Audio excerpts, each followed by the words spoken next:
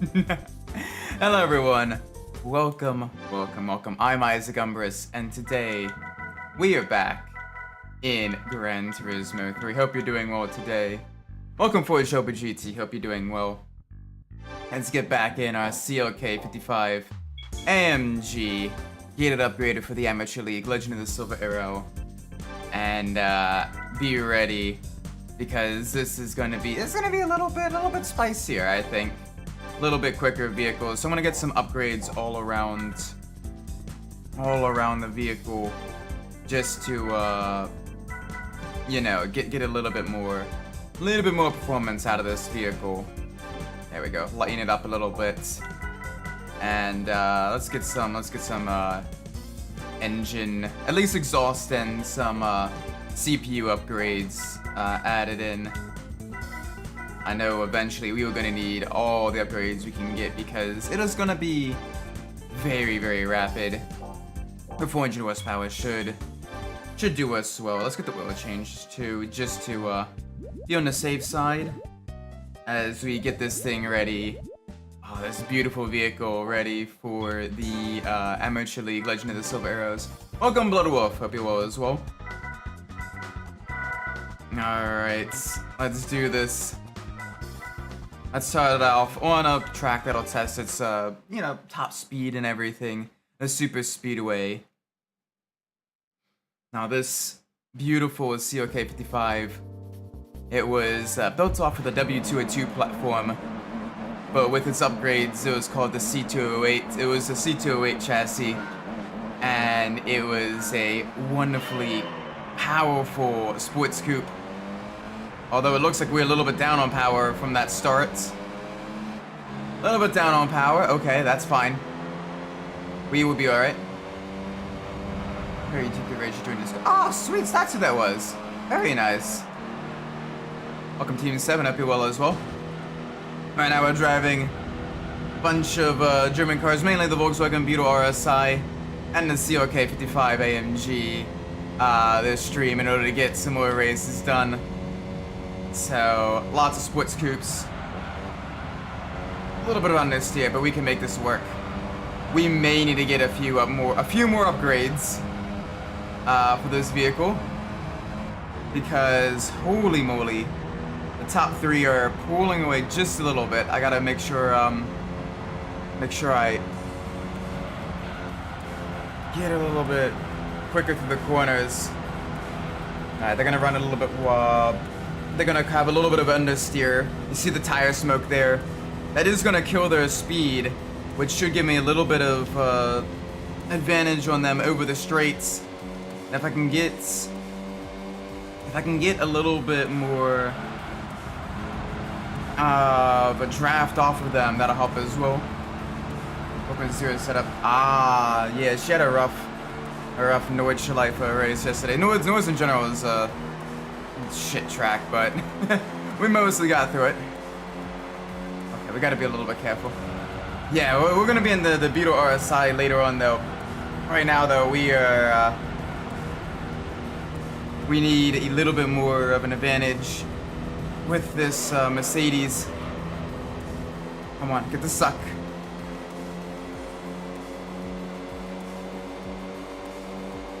Give me the suck. Yeah, we won't be quite having that much acceleration. This is a little bit more closer to kind of real life SimK type of racing. But we should still be pretty quick. It is the RSI, which has four-wheel drive, the wonderful VR6 engine that was also used in the Golf R32, and later on the Audi, the 3.2 liter version of the Audi TT. So it should be fairly quick. Alright, there we go. That's a little bit better. Get past the SLK. A little supercharged inline 4. Can't quite hold a candle to our forged components of our massive V8 engine. Yeah, this thing. I can't get a good runoff for the first and second. They are significantly faster, even with the upgrades we've done. Although thankfully with them battling, this will help out a lot. Yeah, I don't usually practice quali runs. I need to do some Barcelona practice, probably starting tomorrow.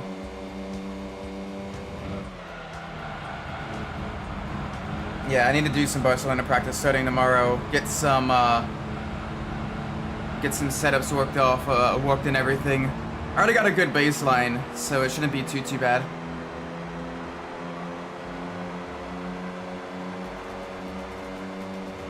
So we just need to, okay, they're struggling in that corner. If I can get a good run off of this one, I can dive first. That's not gonna work now. Fuck me. Okay. Alright. Not the best start. So, we are down on pace on the ovals. So we need a little bit more power out of this thing. We might need a little bit more pace out of this. So we're losing time on the turns. So let's get the slick tires on.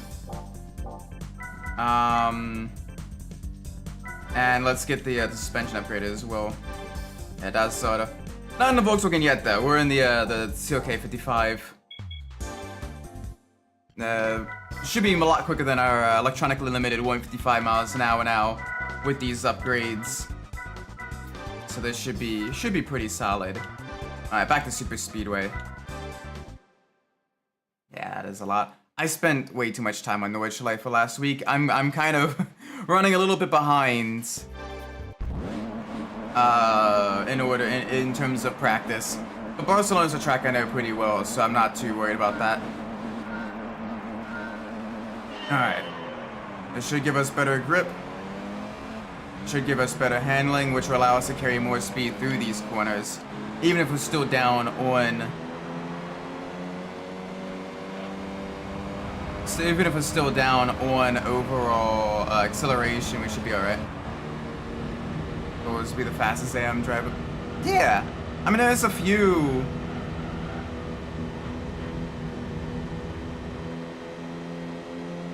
There's a few, both M and Pro, AMGs. I know you got Elucidator, which I think, is he Pro or is he AM? I forget which. But I know he's had a lot of issues past couple races, so you'll probably be able to be quicker than him, even if just through consistency and smart decision making. You should be able to be quicker than Zletka's, I think. Just because you have a lot more experience than them. So you should be alright, I think. Voice actor for John Moss and played Red Dead Redemption. Oh, cool. I need to play Red Dead Redemption again sometime. It has been so long. It has been way too long. Yeah, Vodos is pretty quick, but you should be alright. It is Barcelona. Barcelona is a fully comprehensive track that basically tests every aspect of vehicle setup and vehicle understeering. It's got high-speed corners, it's got low-speed corners, it's got heavy braking zone, it's got sweepers. It's got pretty much everything, which one is why it's such a great testing track. And two, why it is genuinely quite difficult as well, because it is... You got a lot of types of corners that basically will let you know exactly what is wrong with your vehicle while testing that. It's like, I'm gonna go beat G-Fox. I mean... No, I'm not gonna be mean. I'm not gonna be mean. I can be mean. I'm not going to be mean. But consistency alone should be able to do that. You can stay consistent and out of the bullshit. You should be good. You should be genuinely good. But yes, this thing... It's a lot lighter now that we've got some upgrades on it, but stock it weighed, you know, around 3,400 pounds. Quite heavy for a sports coupe, but even still, it is a fairly agile vehicle. It's got its wonderful vented disc brakes up in the front and in the rear, with all enhanced with these electronic suite with its ABS, traction control, all of that stuff. It's got the 5-speed automatic, which was a modified 5G Tronic and transmission. So no manual, but it does have the manual shift mode where you kind of do the button presses, and that allows you to change override the gear changes and everything. 47 mids, 46. It's not terrible. Not terrible at all. Ponty, welcome. Hope you're all right.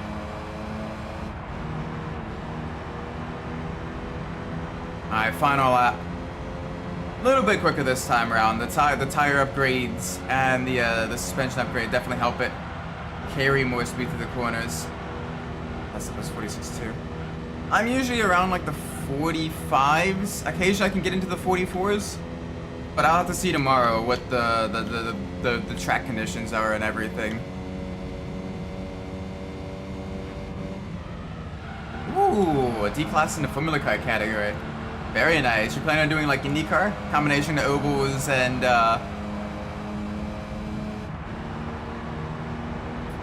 road courses and everything? There we go. Not bad, not bad.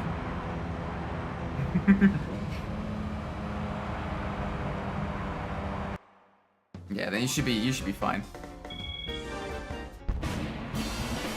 Oh. No, so the road courses. Okay, very nice, very nice.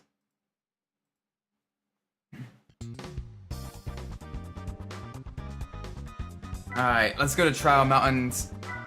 From an oval to a kind of rural street race course in the Sierra Nevada mountains. Let's test how well this 5.2 liter single overhead cam V8 works. Alright, let's do this. Yeah, down on acceleration a little bit. That will come though. There's a few drivers in worry because they're up. Yeah, there you have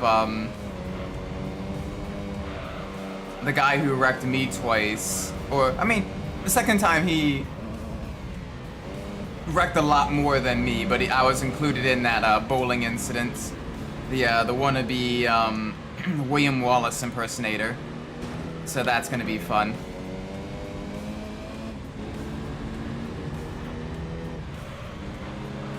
But you just stick back, wait for them to make a dive, and then spin off, and then you're good.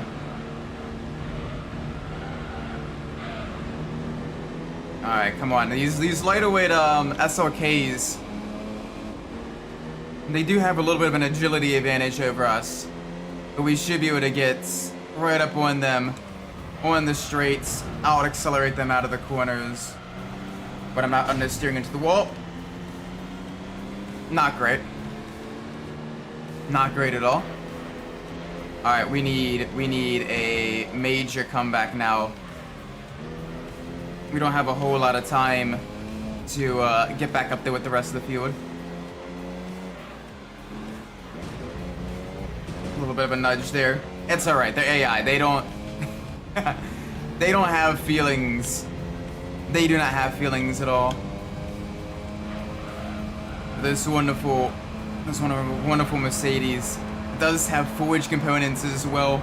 No blacksmith hammering over an anvil, but it does use things like hydraulic presses and massive mechanical hammers, as well as CNC machine dies in order to forge the metal, the metal cylinders into things like the crankshaft or the connecting rods.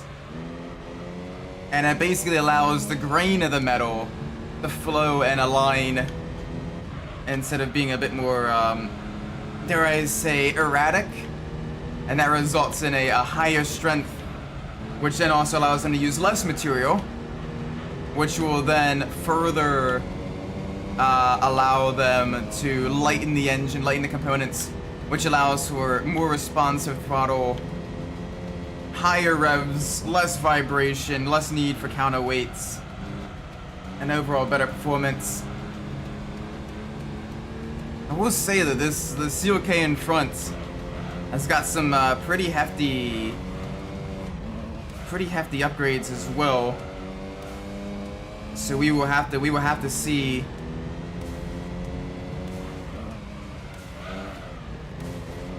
what all we can do. If we can beat them, I might need to stop off and get a few more upgrades before the Rome circuit race, as this one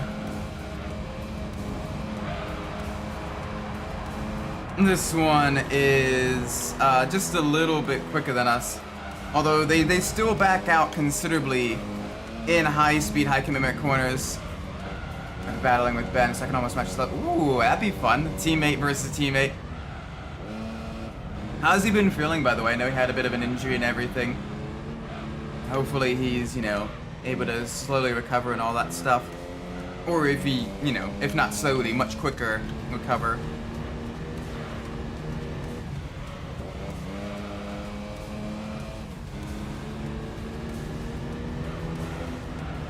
Oh boy, easy through it, easy through it.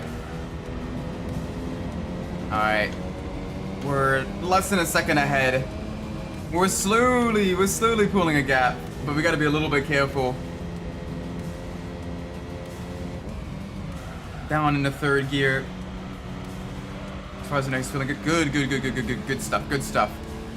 Very good stuff.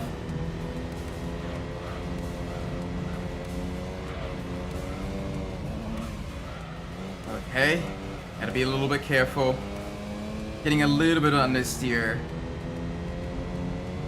But we shouldn't be having too much issues. Yeah, I think we might want to get 1 or 2 more upgrades for this vehicle. Just because right now it is, we are struggling just a wee bit. And, while we can eventually get up ahead of the rest of the field, this is still a considerable challenge.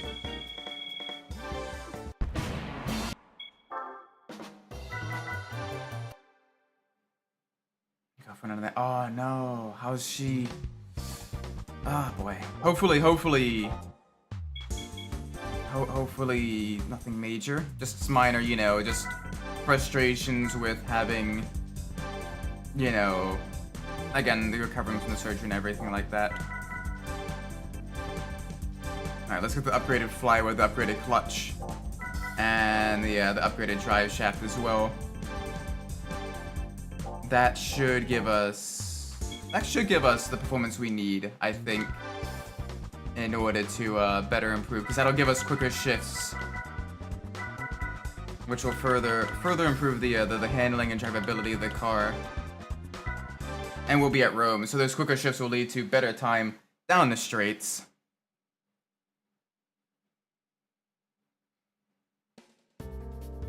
Alright, so we got two CLK 55s, one CL 600, 2 SLK 230s. Alright, let's do this.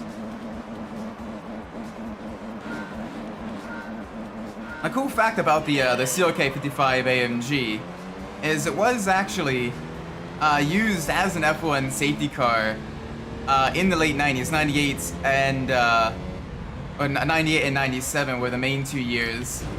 So if you watch the 1998 Spa race, you can see that there after the infamous first lap pileup.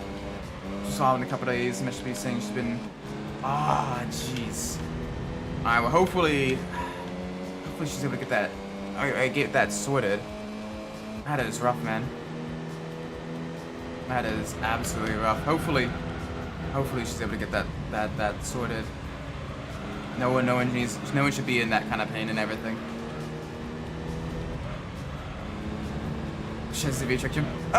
Hey, welcome.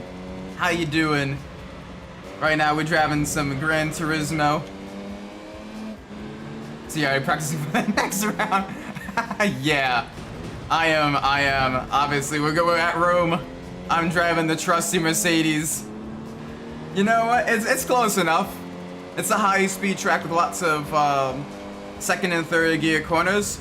Welcome back, Red Bull Ring, as a street course. A little bit of a nudge there, in case someone gets in my way. Just keep nudging them, bumping them. How have you been? Yeah, I hope so too, man. Hopefully all good. This is blurry as ACC2. I mean, this is a game that came out in 2001. Like this game is over 20 years old. It looks okay for a 20-year-old game. Alright, break. Just at the 100-meter board. Oh boy. Alright, they were right up in my rear.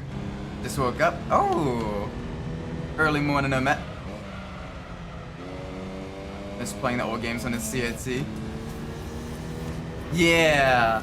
The CRT effect was really cool. In certain games, especially the older, like, 16 and 32-bit games, were kind of designed with the CRTs in mind, which kind of allowed them to kind of like blend colors in like the different pixel sprites and everything to give a better showcase of the characters and all that stuff and environments.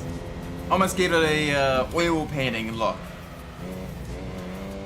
What is a way to kind of like emulate the CRT effect on like non-CRT screens? Hey, this is so screamy as if from. Yeah. Don't remind us. Whatever that NSX was doing, I have made multiple reports because they almost took out another one of my teammates as well early on in the race by cutting across the entire track. So I'm hoping stewards can get a very stern look at that, shall we say. That is all I'm gonna comment on that one. CRT for taking use emulating with the reshape. Ooh, okay, I gotta look into that then. Especially like older games, like older like Game Boy, or like SNES or Nintendo 64 games. That honestly might look really nice. Even PS1 games would probably look pretty solid with that, instead of the kind of more jagged nature of them.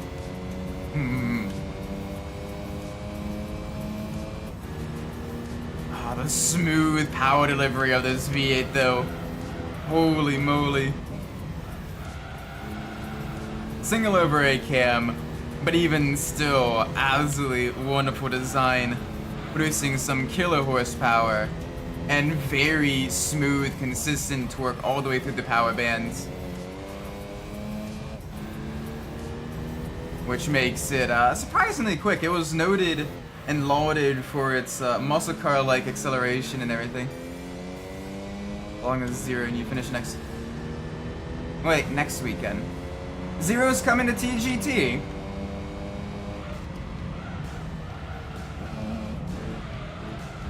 She's dipping her... She's dipping her toes into the TGT side of things. Hey, yeah. Could be interesting.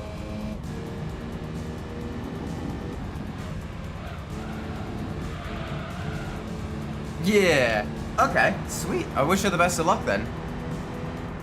I will give her a fair GG cancel on Twitter.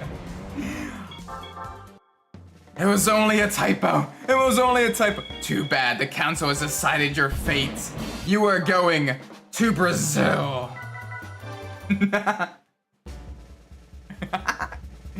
Oh. Oh. Hey, yo. Let's go! Alright. People get canceled for less. Be gone. Oh my gosh. We got it! We got the DTM car. And this is the number one. This is the number one car. This was the championship winning car of the 2000 season. The one that was driven by what was his name? What was his name?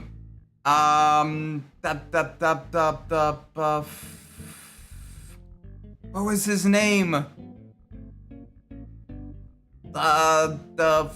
My mind is blanking. My mind is blanking. What was his name? I gotta look it up. But this was the one that won the 2000 season.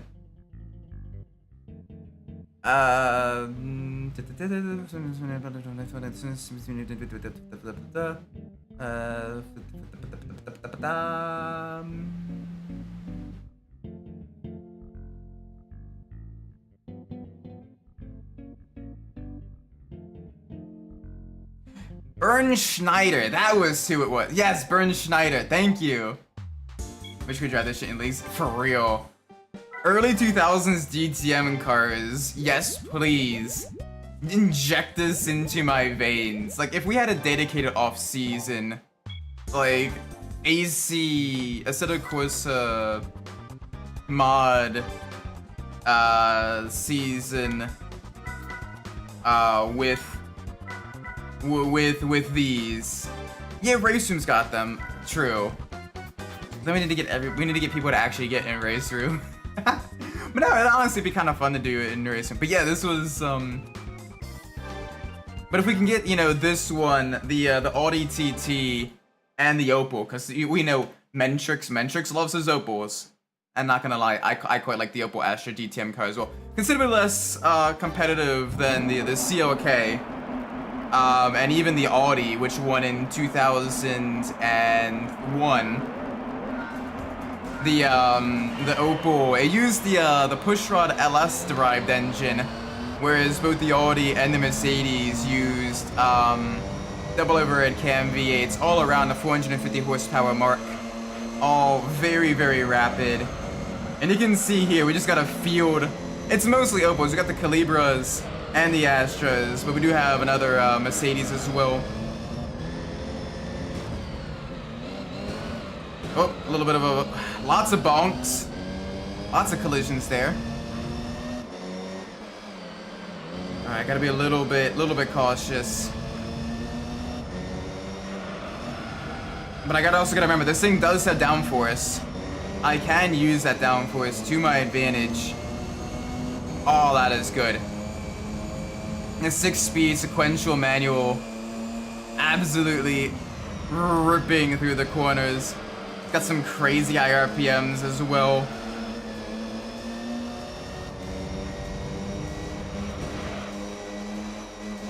Now the Mercedes, it won the 2000, 2002, and 2003 season, with the 2003 season being especially dominant.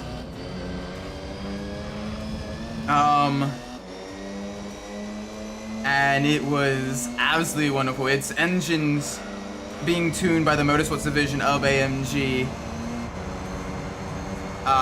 which was HWA at the time, as well as the aerodynamics and major sponsorship deals with D2, which later became Vodafone after Vodafone bought D2. Gave them some serious money for the works teams and some major factory backing as well. Some absolutely dominant performances. DeCliff, I've been driving with Metzner, so it's off-pace racing with Wild Things. I'm driving with Zero, so it's off-pace with Phoenix. Ah, okay. Nice, nice. There we go, Mercedes 1-2. Absolutely sending it down the straight. Alright, can we be the last of the late breakers? Oh boy, okay, they got it on the inside. They got us on the inside. Gotta be a little bit careful here.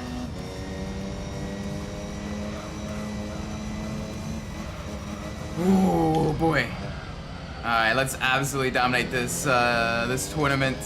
I know I was initially planning on buying the Beetle RSI first, and honestly I probably should. Rip the Deaton. Honestly, it might be worth seeing if you can't get ETV, Jaden Morris to you know, start doing some TGT races. See if he can open up his schedule for that. He is American, so it should be in somewhat okay times on the weekend. But I know he's also Navy as well, so maybe not. Worth at least like looking into. But oh my gosh, this thing is an absolute beast of a car. Absolutely loving the handling of this, loving the acceleration. I mean, just look at the advanced aerodynamics as well. The front canards, the wide body aero on it, the massive diffuser. This thing, it just rips. Now it doesn't have any IRL. It doesn't have any electronic aids. None of the DTM cars did in an effort to save development costs. But none of them had any driver aids, no traction control, no ABS, none of that stuff. So the way we're driving, it's a little bit different, as we do have the ABS and traction control on in this game, just because it's a little bit difficult to manage throttle and wheel spin with just a controller. But this is absolutely wonderful. This engine derived from the M119 V8, but absolutely completely reworked for racing. Originally it was in displacements of around 4.2 or 5 liters, but it was its displacement was decreased a little bit to meet the 4-liter maximum displacement regulations of DTM. Similar to how the LS-derived Opel engines were also the displacement was also lowered to 4 liters as well. Now the AMGs, the CLK touring cars, managed to absolutely dominate the Opels and the Audis, mainly due to the superior aerodynamics and chassis development of the AMGs. Audi was a bit of a latecomer, and while they did do very well in 2001, winning that season, the constant development of the aerodynamics of the chassis, of the engine for Mercedes really allowed them to absolutely curb stomp the rest of the competition. And the Opel, suffering from some financial struggles at the time, as well as kind of, you know, having more privateer and semi-works teams, not really having direct factory support, did struggle a little bit more. The Astra was considerably more boxy than the CLK, and trying to get the 4-liter LS-derived engine with this pushrod system revving as high as the double grid cam engines made it prone to reliability issues. I think I've seen these DTM cars race this ever. Oh, so lucky. I'd love to see some of these vehicles IRL. These either the 90s four-wheel drive Group 1 DTM cars, or the early 2000s V8 DTM cars. Both of them, or even the you know, the most recent Group 1 DTM cars. All of them just look so cool, and I'd love to absolutely just see them, you know, race in anger. I've seen the live streams for the most modern Class 1 DTM cars and everything, and I used to watch that all the time. Seeing people like Robert Wickens, Nico Muller, Timo Glock, all of those drivers. Some of them going to F1, others going to IndyCar, others going to like Rallycross and all that stuff.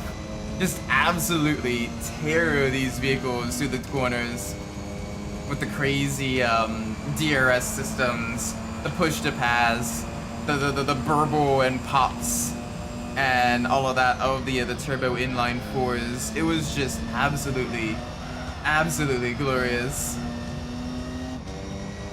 Like I love that a lot. I gotta be a little bit careful. Back to the left. Yeah, we're doing a lot better in the second race of the season. So we should be all good.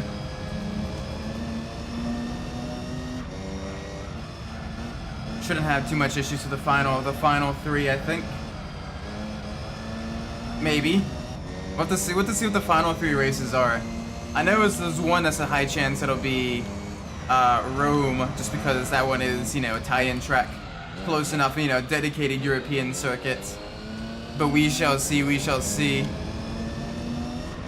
Looking forward to seeing what all tracks. Because I didn't get a good look at the track list. Probably should have. But this is absolutely wonderful.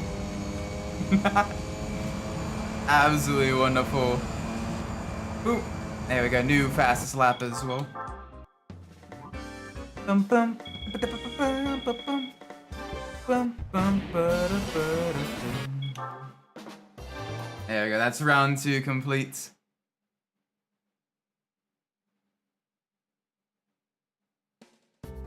Alright, third one. Going to Switzerland for Deep Forest Raceway. Alright, another forested track, another tight, lots of flowing mid-high speed corners. Really showcasing these vehicles' downforce. Oh, this would be a great track for these vehicles. Alright, a little bit of a tap there.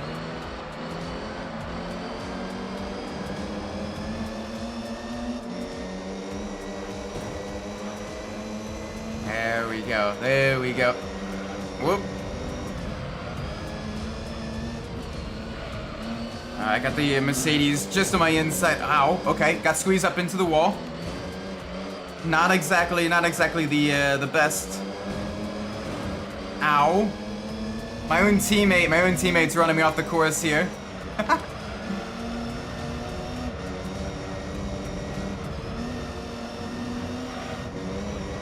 There we go, there we go, okay.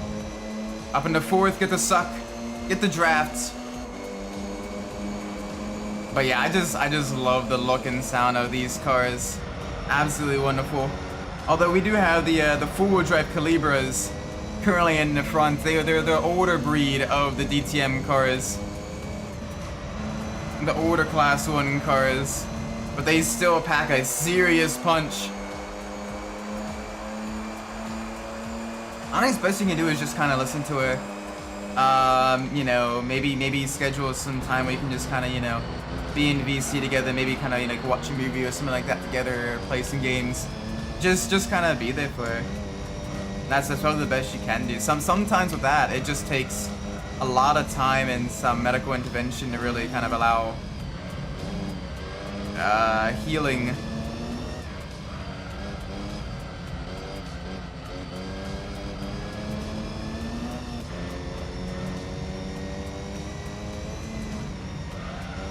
Come on, high speed through the corners. Absolutely lovely. Going from the CLK 55 to the CLK DTM touring car.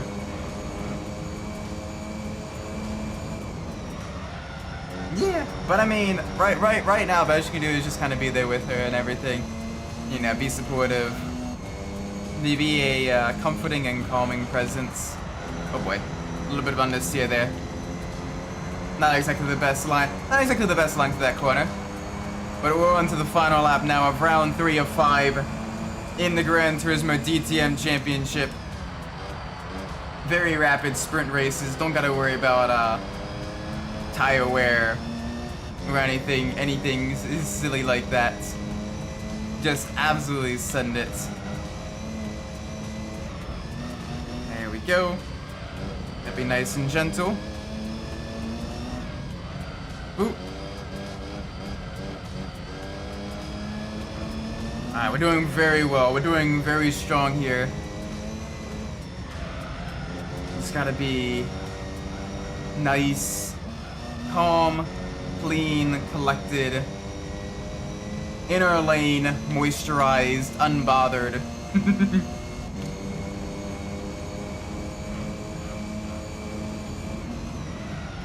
Gotta be a little bit careful through these final couple of corners.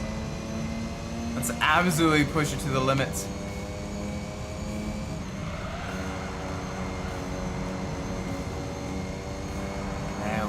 There we go, and there's the finish line. Yeet! Boom shakalaka. Very nice. Alright, 2 more rounds to go for this. Let's see. We're basically putting on our own dominance a la Bernd Schneider. Mr. DTM himself. As we're heading to California for an American round of DTM. Gosh, if DTM actually came to the States, that'd be cool as hell. During any of the Class 1 eras. I would have begged my parents to allow me to go to one of those races. Like, I imagine them around, like, you know, like Coda, or, you know, like maybe oh, Sonoma would be a good track for them. That'd be a fun flowing track to really utilize their high downforce nature. Laguna would be a solid track too.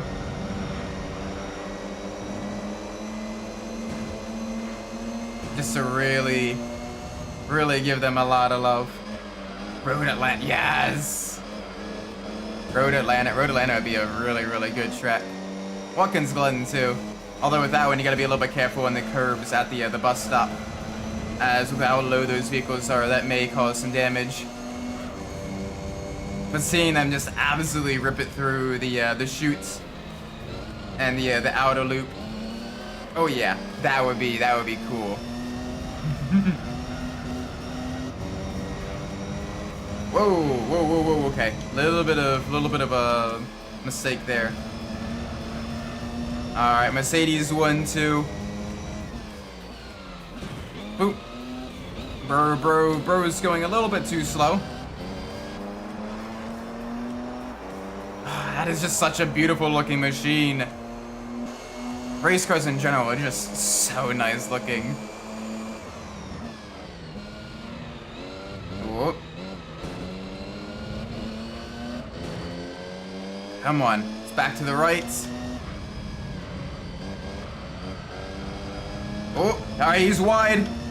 He's onto the dirt. We can go side by side through here. There we go. We made the pass stick. All right, now let's dominate from the front. Got 1.5 more laps to go. Let's use the downforce to our advantage. Absolutely put the smackdown on the rest of the field.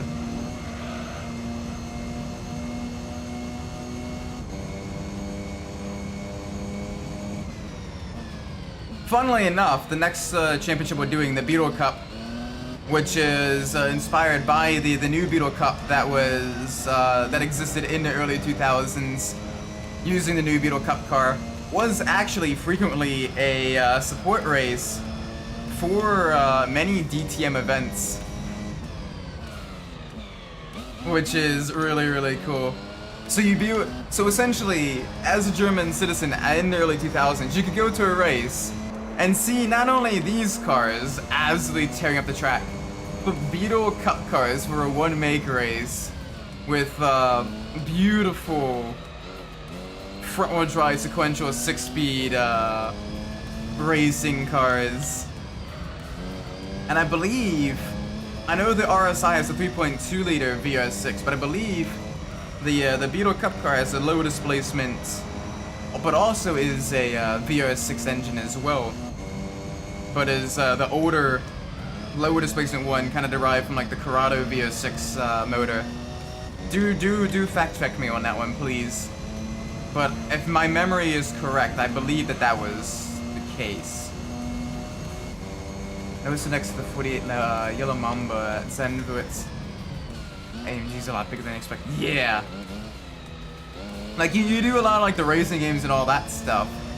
And you're like, oh yeah, you know, I know these cars and everything. Yeah, I kind of have a rough idea of the size, but you don't really get the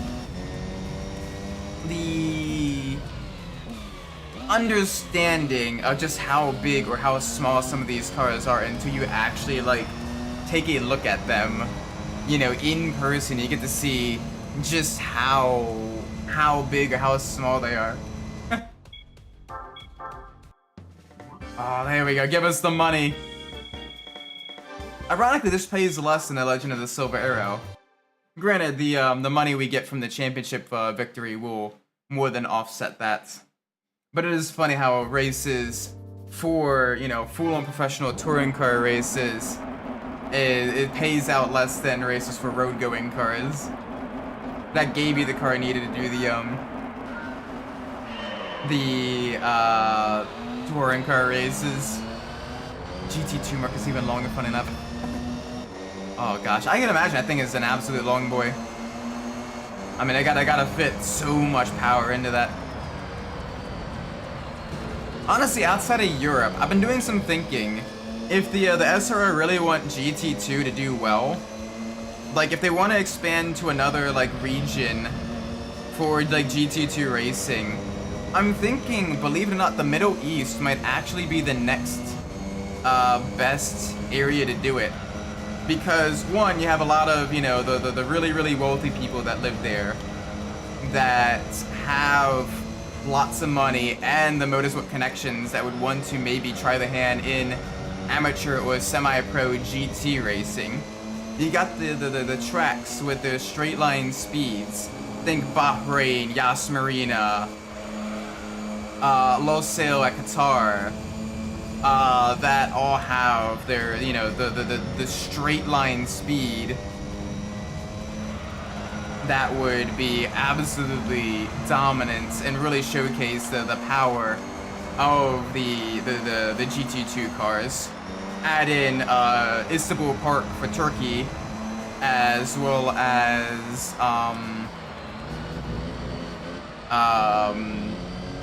the Jeddah Corniche circuit for a little bit of a technical flair. And you got a solid 5-race season right there. Yas Marina, Bahrain, Qatar, Turkey, and Jeddah. If you want to add a 6th round, you can run the outer loop of the Bahrain circuit. If they should put an American car GT2 as well, like the Mustang or something. That'd be pretty cool. Ow. But then, not only that, but you can get then teams that did double duty in GT2 racing in both the European and the Middle Eastern rounds. And since they're close enough together, you could do that as opposed to trying to like have transport cars to America. You could have crossover rounds, or you know, you can, you know, have teams that do both as a means of kind of, you know, getting amateur drivers on the map, as well as having, you know, the semi-pro drivers really kind of, you know, come into their own and be able to do more of these races. Could even be support races for everything from, you know, the F1 events to the Asian Le Mans series, the Golf 12 Hours, all of that stuff. Have them be, you know, the support races, you know, because they're shorter, you know, what, like hour-long sprint races. You could easily have them as support races during the same weekend, put down more rubber on the track and all of that. Give fans, you know, more to watch and everything. Honestly, it might be a pretty solid go about, especially with new manufacturers entering GT2. Like Janetta is pretty much confirmed to have the GT2 car under works. So you have more of these kind of boutique manufacturers, you know, dipping their toes in making these vehicles for the class and everything. It might begin getting, you know, some of the regular, you know, GT staples, BMW, Aston Martin, especially since Mercedes already has that the V8 in theirs. Their GT2 car. It wouldn't be too difficult to adapt it to an Aston Martin chassis.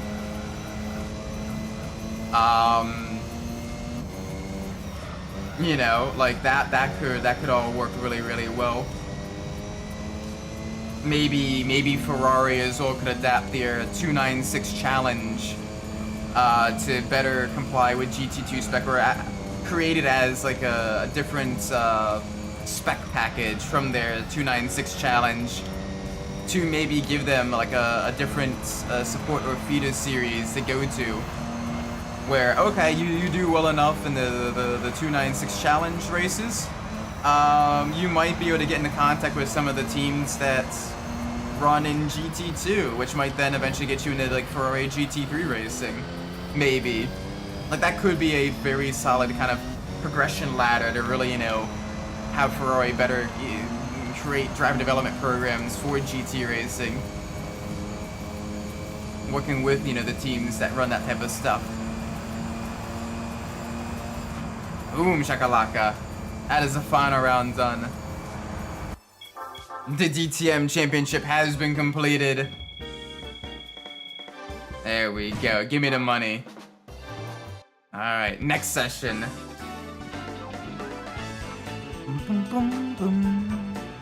There we go, another 30 grand. I will take that. And then the prize car. What'll it be? Oh, we got a lot of options. No! I just missed the Beetle Cup car. I saw what that one was. Oh, you're kidding me. I mean, the Lupo Cup car is adorable. This genuinely is a gorgeous little machine.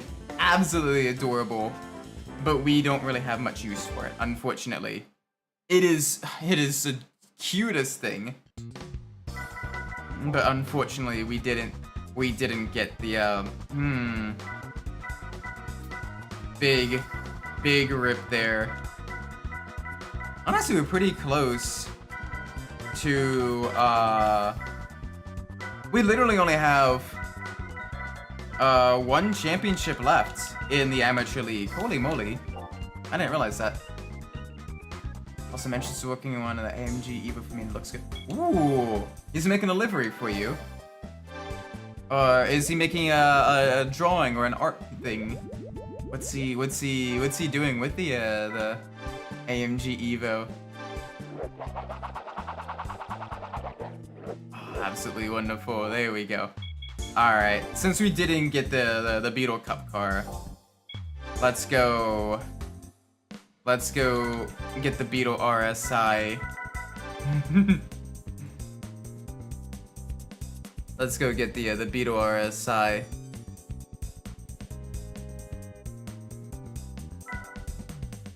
There we go. Yeah, this has the 3.2 liter V6 engine. What even is powering? Okay, so yeah, that is the 2.8 liter, the smaller VR6 engine. Got it. This is so cute. And since they had the popularity of the Beetle Cup, they did create the Beetle RSI partially as a testbed for the new 3.2 liter VR6 engine, but also to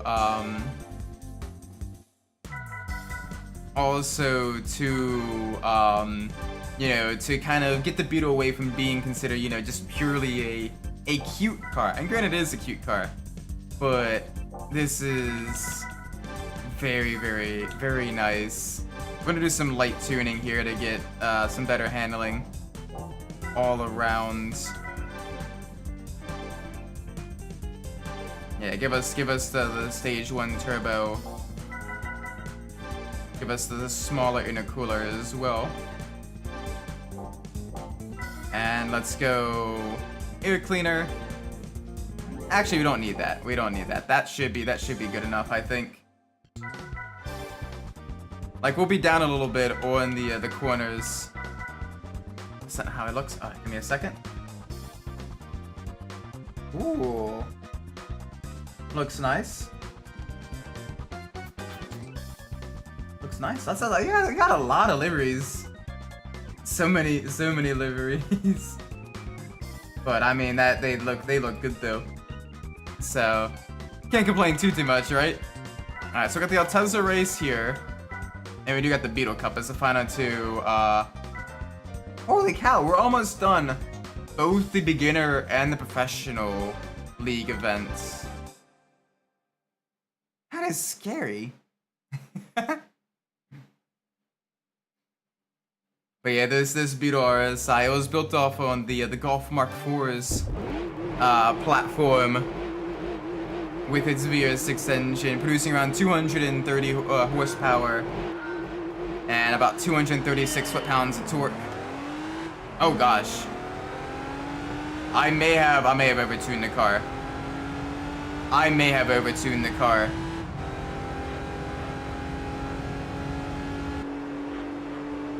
Whoopsie daisies. That four-wheel drive system just allows it to absolutely launch itself ahead of the rest of the field. Although on the twistier corners, we will struggle a little bit compared to the road carring cars. I did, yeah. Welcome, Hunter. Hope you've been well.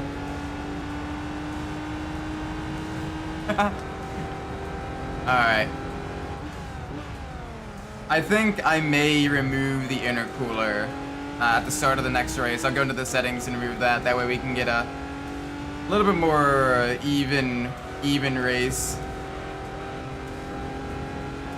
Because, oh, holy moly, this is... I'm like, well, the racing cars are going to be considerably lighter than us because they got the interior completely stripped down. They have, you know, the racing sticks. They got the better aero because they had the flat under tray, as well as a small but admittedly still effective diffuser. I underestimated just how much four-wheel drive actually helps vehicles compared to front-wheel drive in Gran Turismo 3. Yeah, that is whoopsie daisies. Whoopsies.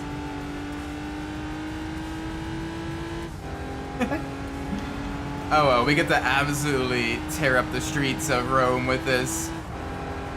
And so we shouldn't have too much issue. But yeah, the Beetle Cup was a support race for a lot of the DTM races. It was a place to really kind of foster amateur and up-and-coming drivers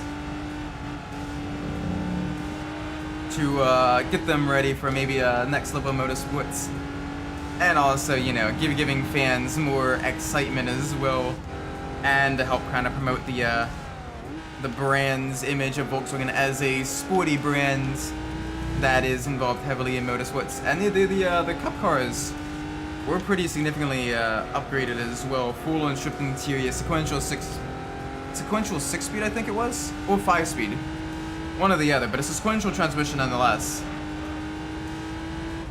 A fairly powerful VR6, the lowest replacement VR6 engine, and just absolutely wonderful performance. You can see them absolutely, they're keeping up with us after that initial launch. They have been managing to keep pace with us. But even still, yeah, I think next race we will be removing the intercooler to reduce the power a little bit to give us a little bit more of a balanced run. There we go. All right, give us the money. Alright, next session, let's see. Very quick tournaments is what I might add. Alright, we're at Grand Valley. It's another mid-high speed track. I am going to remove the intercooler. Yeah, that's about 10 horsepower. Oh, I can't remove the weight reduction. That's a bit unfortunate. Still, this will help us. This will help make it a little bit more equal. This thing, it features 3-inch wider fenders compared to the original new Beetle. It's got the aggressive whale tail spoiler. And you kind of see here how similar it is, the body kit and everything, to the Beetle Cup car. We're a little bit higher up because they have the race tuned suspension to better suit their racing slicks. But even still, they're like, you know, harder touring car tires, not really softer compound tires. So don't gotta worry too much about them overheating. They're not gonna really have the super high grip either. Yeah, this is a lot closer though. This is considerably closer. There we go. Get us around the hairpin.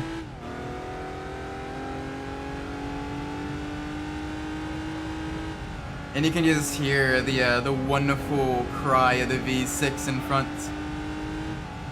It's super narrow cylinder banking, only about 15 degrees of cylinder banking, which allows it to fit fairly snugly in the front engine bay.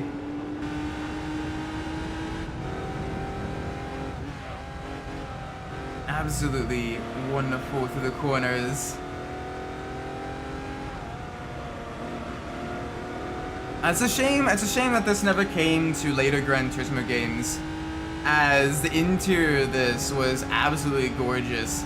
It had bright orange, leather interior, aluminum trim and accents. It had a shift light even on the dash. Like, absolutely stripped down, but still sporty interior. Like, honestly, if you can look up pictures of that interior of the Beetle RSI, it is genuinely, like, it looks like something like some crazed, you know, tuner getting a vehicle ready for, like, the SEMA show would do. Not literally Volkswagen themselves. Although, good luck finding one nowadays. These things, only 250 units, plus a one unique blue model for Volkswagen's then CEO, was created, making it rarer than even supercars like the Lamborghini Murcielago or some Porsche Carrera models.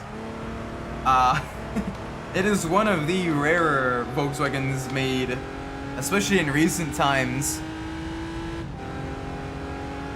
And even nowadays, they sell for, you know, up to even over $80,000. Although auction data is a little bit harder to come by, as they don't sell very often, given the fact that there's very few of them, and two, they are still very sought after collectors' vehicles. So you do you take those numbers with a little bit of a grain of salt. But even still, they are absolutely wonderful. And just everything on this was upgraded. It has, you know, the bright red Brembo brakes all around. It has the aggressive body kit, the massive rear spoiler for that extra downforce and stability at high speed. It has, you know, the Michelin Pilot sport tires for those track days and that superior grip. Heck, it even has additional chassis modifications like rear cross braces and upgraded shocks all around and springs. Just really, really cool stuff that basically blur the line between road car and race car. And what a beautiful car it is as well. Oh my gosh. Funny enough, I have seen quite a few Golf R32s, but I have never seen the Beetle RSI, partially because it was never originally sold to the United States, though some have recently made the trip over. Ironically, despite being created primarily for the European market, the Beetle RSI was actually manufactured in Volkswagen's Mexico plant on a separate dedicated assembly line.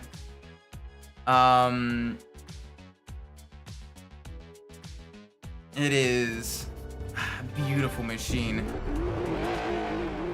I would love to see one of these someday. Just the fact that they basically turned a Volkswagen Beetle into a literal, like, you know, high performance machine that at the time was, you know, comparable to most other sports cars, despite its more, whoa, hello lag. That was a little bit strange. Alright, it's better now. It's mostly better now. A little bit of lag here and there. Give me a second. That's causing just a little bit of issues. I'm gonna adjust this. I'm gonna turn this off. See if that frees up just a little bit of resources. There we go. This should... it's slightly better.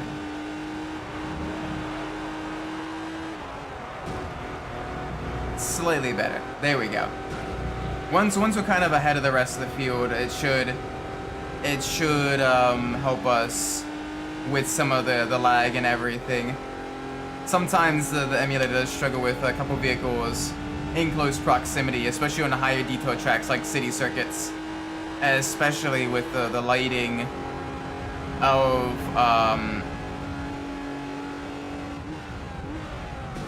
Seattle circuit. It does struggle. Even the PS2 version itself did struggle just a little bit. Yeah, you guys have so many liveries. Alright, come on. Just out of curiosity, is it gonna run better in software mode? Yeah, it runs. Okay, you're gonna have to deal with a little bit worse graphics for this track, as it's struggling a little bit on the hardware side in hardware mode. So we're running on software mode to get the smooth frame rate at least. Just gotta remember to put it back to the next race. There we go, into the hairpin.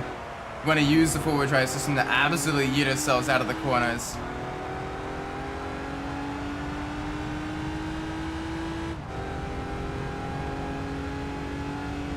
Oh gosh, I just realized something. Poor Zero. She's gonna have to race in Nordschleife, but yet again. Oh, that poor big rip to her. She is going to absolutely hate that. The fact that people voted for that track so many times. I do wish her the best of luck. Maybe she'll be able to get the redemption then. I know a lot of people struggled with the Nordschleife race yesterday. So yeah, I can't. I'm not looking forward to the TGT race. That's for sure. I got lucky with getting some clear air in the V-track racing, being able to kind of keep a mostly quiet race, but yeah, that's gonna be a little bit difficult for us, I think, as TGT is usually a little bit more spicy. I'm hoping I can be quicker than Bata and Sux, as those are my main two rivals for this season. But considering I already have two dubs over both of them at Suzuka and Indy, I'm not as worried. If they beat me at Nords, so be it. As long as I can get an okay finish to, you know, still get some solid points, I'll be alright.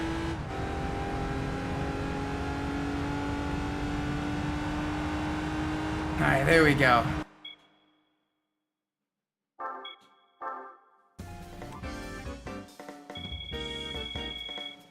Alright, I gotta put this on.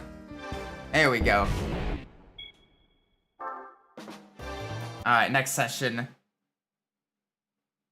Back to hardware mode for the crisper graphics. Test scores! Ayo! Yay! This game has way too many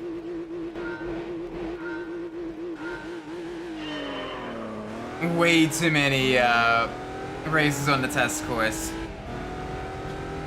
But hey, at least we get to test out our Beetle's top speed. Use the larger displacement engine to really pull a gap on the rest of the field. Although they do have the suck, they are in the slipstream. So what I'm gonna do is I'm gonna work with the silver one here. It's one of the closest to an actual Beetle RSI. Or you can move to get me out of the draft. And I'm just gonna steadily bump draft this one. And that way we can pull ahead of the rest of the field. Let's see if the AI catches on to what we're doing. Beetle and Beetle. Just keep pushing them. Give them the good bump draft.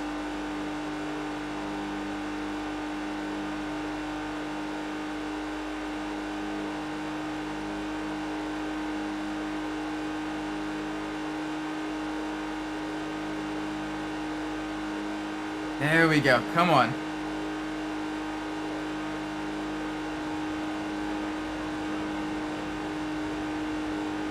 Alright, we do got the yellow beetle that is catching us. He's got a big run. He's got a big suck. We're just gotta keep pushing the beetle in front. Come on, come on. The beetle oval race. Alright, good, they're out of the slipstream.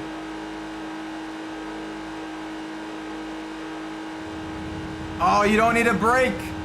You don't need a brake for this corner, you melon. You're gonna slow me down too. Alright, that's gonna hurt us. That is gonna hurt us a little bit.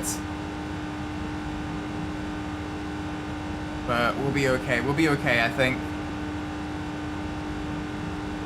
Although they will get a good run on the home straight. Oh, now you guys choose. Now you guys choose to get the suck. All right, fine. Then push me. Well, don't back out. Push me. Okay. Or not. That's fine.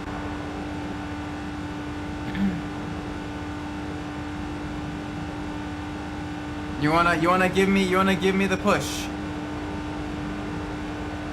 Oh, they're just steadily getting closer.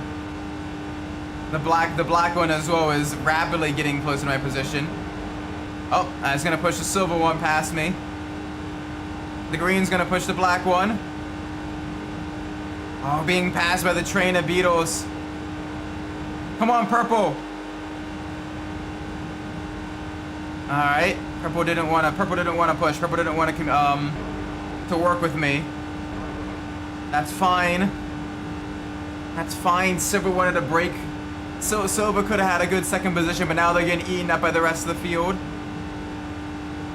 Could have had a clear second place there, buddy. You chose wrong. You chose a bad decision. You chose absolutely wrong.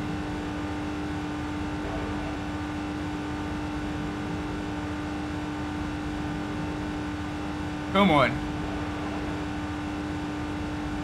Come on, come on.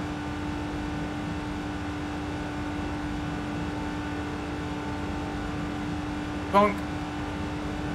In fact, 3 more livery. Ooh. For who? Who's getting those new liveries?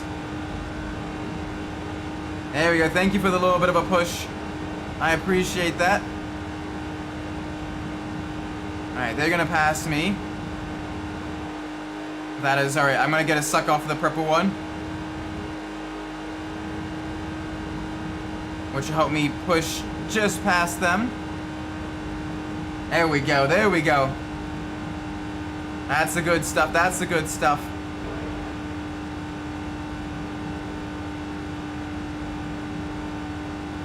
Gotta be a little bit careful.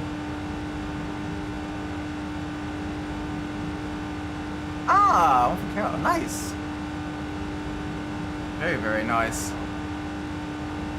You got a lot of liveries. So the different liveries are like different leagues and stuff like that. So I'm not gonna really see the ones you run in TGT, or like you got some special events coming up that are necessitating the special liveries. I'm swerving a block. I don't care.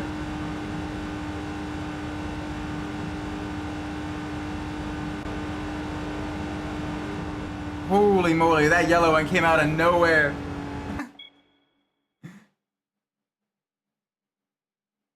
Oh, boy. Oh, I forgot. We didn't have the, we didn't have the music going that entire time. Whoopsie daisies. I gotta have, multiple other screens up, so I had looked away from the, OBS for just a split second. The new GT2 is going to replace the California. Ooh, okay. Nice. Very nice. Alright. Monaco now.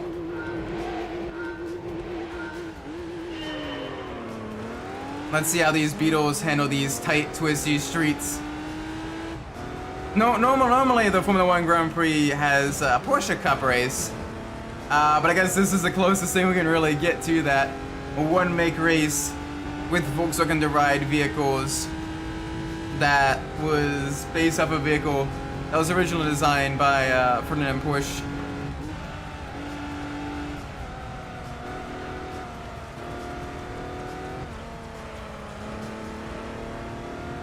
There we go, up into the lead. Let's use the four-wheel drive system to really get the acceleration down through these hairpins.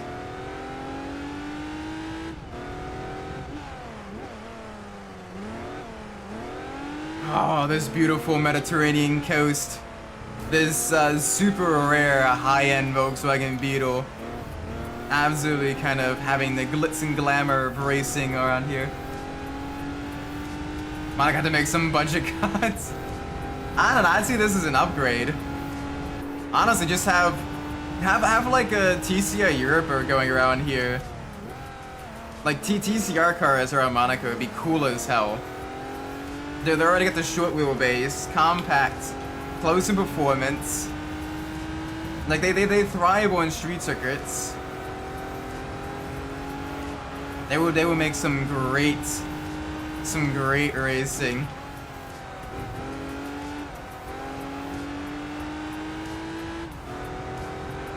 I know it wouldn't quite be as much of the glitz and glamour, but it would be some good driving, some great stuff.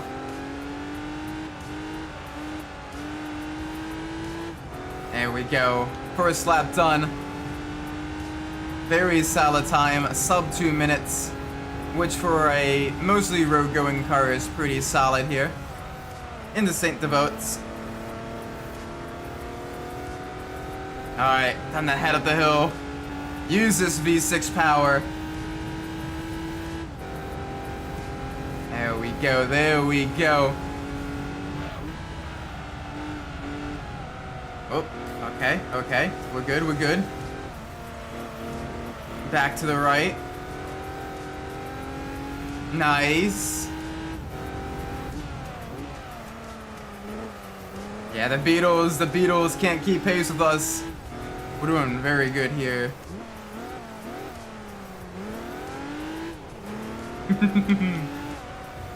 Beautiful. Absolutely beautiful.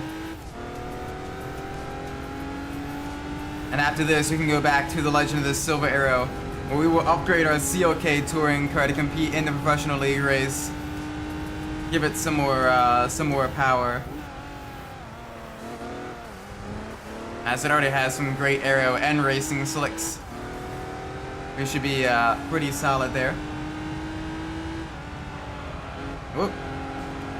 Ooh, welcome, Zool.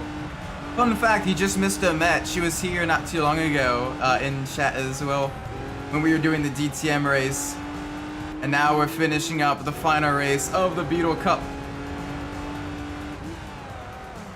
where we get to drive these wonderful V6 powered VW bugs around the streets of Monaco for the final race of the championship. Oh, I just love the sound of this. Love the handling of the car. With the four-wheel drive, the beautiful 6-speed transmission. Just everything. Yeah, I've seen the light blue yellow mark. Okay, so you're having a GT2 and GT4 version of that same color scheme. Very nice. Just finished Toka 3. Hey yo, nice. How was that? How was Toka 3? I gotta play the Toka games. I've played the grid games, but I've not actually played the games that came before it. I should. I really should. That was fun. Very nice. Yeah. Honestly, I'm looking forward to seeing him on track eventually. It'd be really cool to race against him.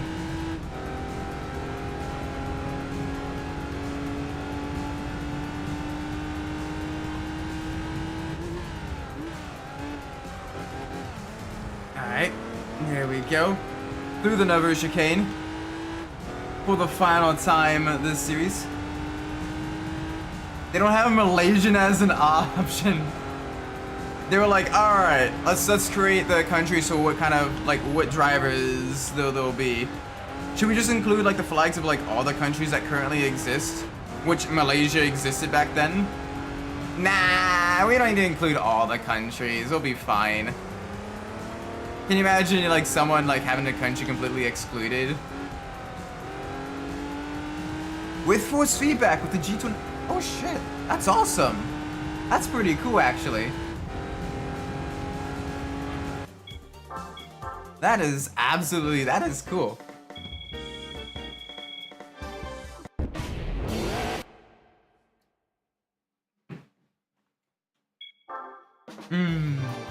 There we go. All right.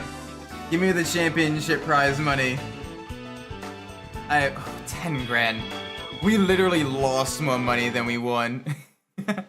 We spent more money on the car used to win this than that we got. And our prize car is the same beetle we used to win the championship. They could have at least given us... Okay, I will say we did at least get the Corvette C5R. That is nice. That is very, very nice. Now that we have 50% complete. We are 50% complete this game. We're doing pretty well actually with going through all of this. I know we still need the rally license, the rally events, and pretty much all of the professional endurance series. But we are gradually working through this. We're getting all kinds of great vehicles. So let's go to the tune shop. Time to upgrade. Oh gosh, stage 3. 830 horsepower. Just out of curiosity, can we turbo it? No, we can't. We can't turbo it. And the go from one of the stuff. Yeah, the Iron Dames one. Very nice. So that'd be a fun one for her. All right. Let's upgrade this 4-liter V8 to the absolute limit. I don't think there's anything else we can really purchase. Oh, I don't want to go back. All right. Professional League, Silver Arrows.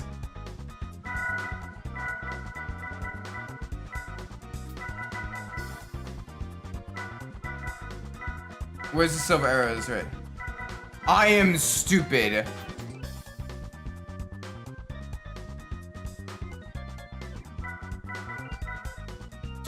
There is no professional league. Oh, I'm stupid. I thought. Oh my gosh. Why am I like this? Why am I like this, Isaac? Next CGT is Morrison, Ben, and you and... Oh, sweet. Very nice. Alright, so, change your plans. Change your plans. Ignore my stupidity, or embrace my stupidity. I got the Lexus IS.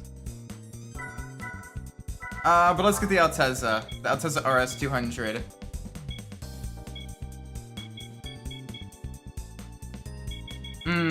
What color should this be in? Chat! First one to pick a color gets to pick the color. What should the color of the Altezza be?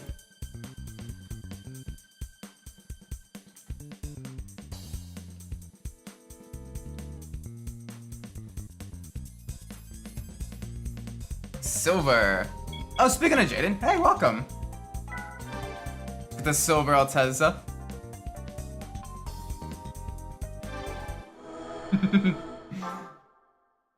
I was talking about you with you joining OPR.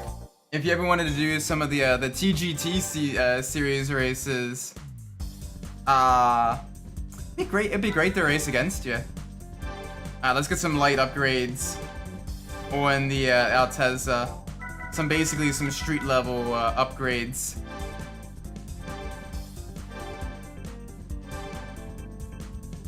Might generally go insane playing rematch.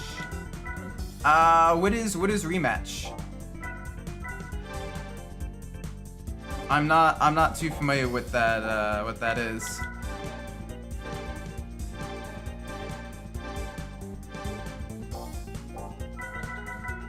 All right, let's get a weight reduction as well. But yeah, it'd be great to race against you in track sometime.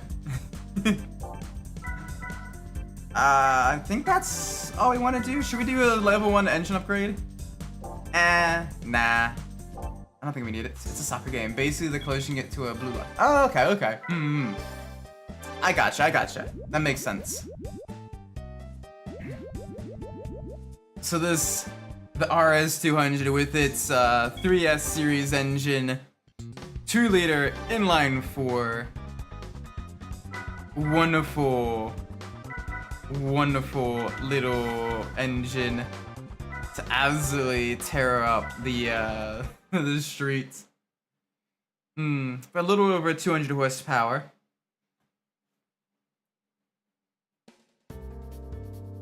Alright, let's see what we can do. Yeah, this thing, the 3S engine with its high revving. I mean, look at that, 8,000 RPM red line. With the upgrades as well. Yeah, this should be good. Hoping to spawn late July in the 992. Just hope the little gaming laptop can handle 12 hours. Oh, jeez. Yeah, make sure you're, you know, maybe if you can, decrease the graphic settings just a little bit. Just to help with that. As well as, maybe trying to, get some, make sure you're in a very cool, very climate controlled, very dry room as well. That'll help with the heat transfer from the laptop to the surrounding air. Yeah. Get it as low as possible to where you can still make out the details you need, like puddles and all that. But yeah, best of luck at this Spa 12-hour race. Hopefully y'all do well.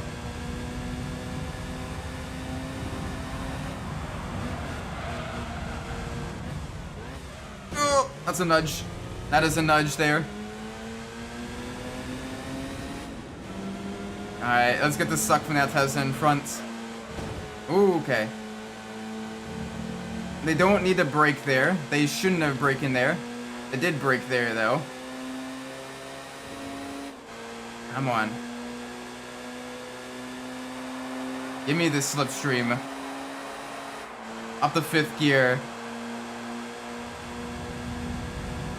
And slowly approaching this vehicle's stock top speed of around 134 miles an hour.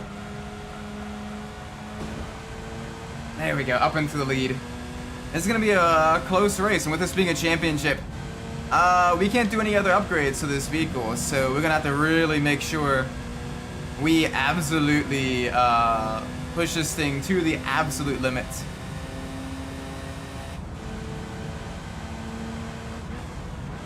As this vehicle, while still somewhat sporty, doesn't exactly have the best performance. 0 to 60 in around 9 seconds. So, you know, not exactly the fastest sports sedan around.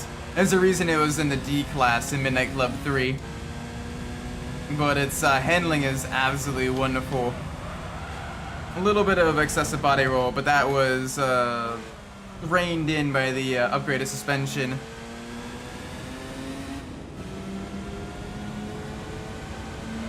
Oh, sorry, I misread that. The automatic had a 0 to 60 in around 9 seconds. The manual had a 0 to 60 in 8 seconds, so a little bit quicker. Thankfully, the game model is the manual transmission car. So that is good.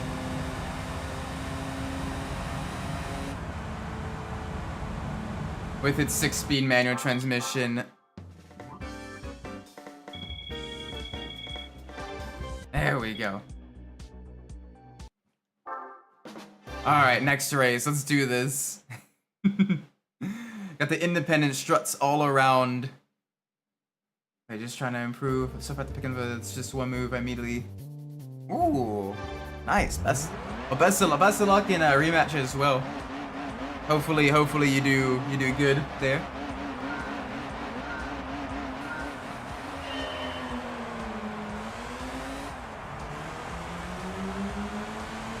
Now the RS200, it was the Altezza RS200. It was also designed by Nobuyuki Katayama, who designed and worked on the AE86 Treno 11. So this can tie its roots to that vehicle as well. You can kind of see the sporty, lightweight agility in its handling, in its high revving inline 4. Just absolutely buzzing with excitement. Yes, we do need to have Detroit more racing sims. Either Belle Isle or the downtown circuit. The downtown circuit looks, honestly, it's got that cool kind of post-industrial feel. And with its tight technical nature, it really produces some very good but very challenging racing as well. There's a monthly inspired Porsche 992 coming to spot. Ooh, very nice. I think they'll test also the 1JZ. Yes, but that was either a later version or the American Lexus version. But even still, it was a pretty detuned inline 6. The Japanese Altezza had the inline 4, and this was essentially the sporty version, as it was a pretty powerful inline 4 for the time, especially with it being naturally aspirated. Producing well over 200 horsepower from a 2-liter inline 4 is very, very nice.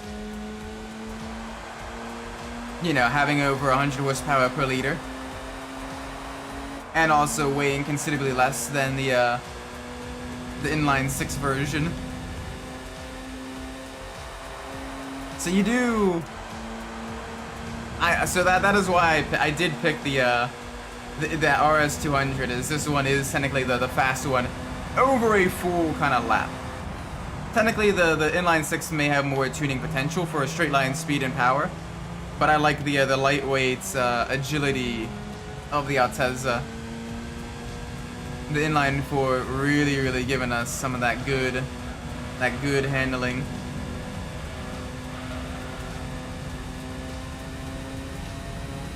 There we go. Give us the speed through the corners.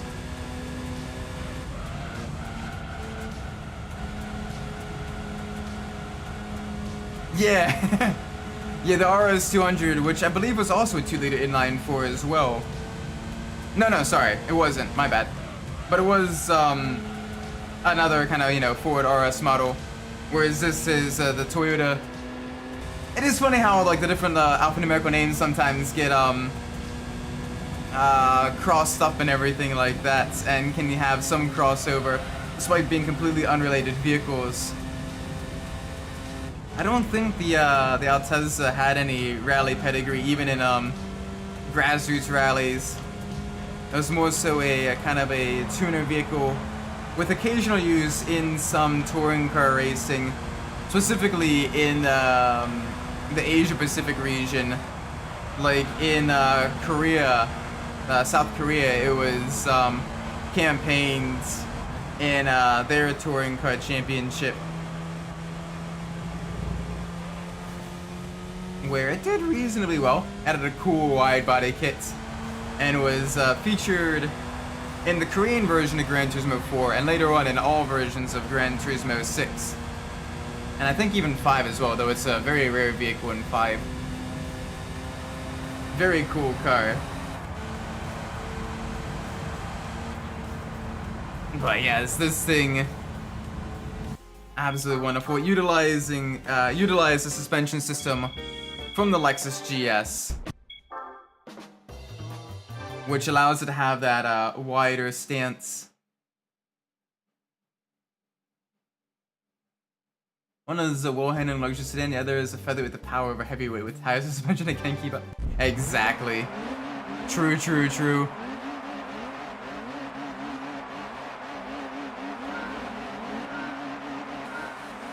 Alright, let's do this. On the Deep Forest Raceway, round 3 of the Altezza Cup.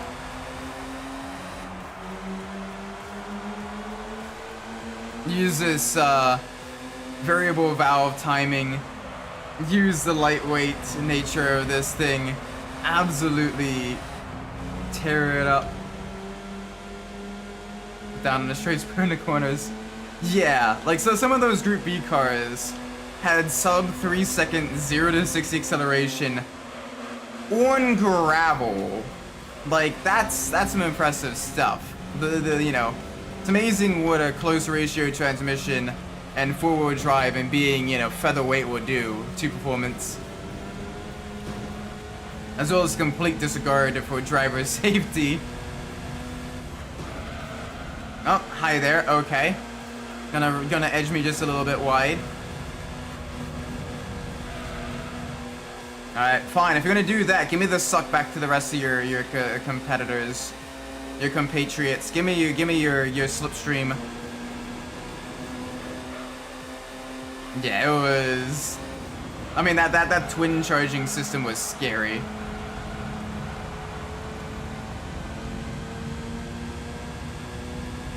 What's even funnier is that nowadays the WRC 1 cars, the Rally 1 cars, are actually setting faster times and going faster through the stages than the Group B cars because the better safety features.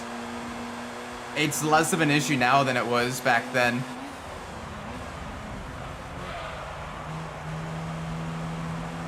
Alright, come on. We need to get back up there with them. We are struggling on this round 4.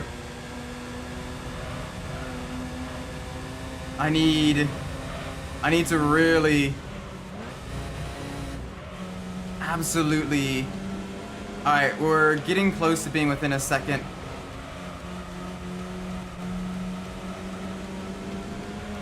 Come on. The downside is these laps are so short that it does make it a little bit more difficult. So the AI here also use modified vehicles. The game doesn't tell you that, but most of the opponents in the game do use modified cars. Oh, that's gonna run me wide.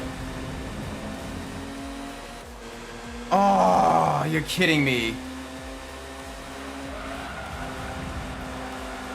Alright, third place it is. Fuck, I'm gonna have to come back and win this one. Ah. Yeah. $200. Are you kidding me? That is pitiful. Oh, it's not even a round 4, it's round 3. Okay. I need longer tracks. Okay. This is fine. This one's a bit longer. We do have some straight line speed. But yeah, the AI is a little bit better here just because, one, the contact between them and you here is less damaging than in sport. In sport, contact results in much more, you being much more likely to spin. 2, the standards are a lot lower because it's an older game. So its AI performance in comparison to its contemporaries is, you know, there's less of a gulf compared to other racing games. Compared to, you know, IRL nowadays, you know, GT7's AI is pretty terrible compared to other games. And the fact that these did improve massively compared to Gran Turismo 2's AI as well. Come on, let's get up through the field.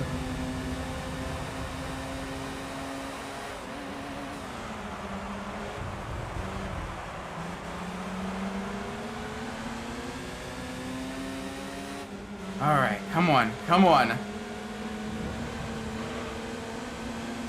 They have so much more power though.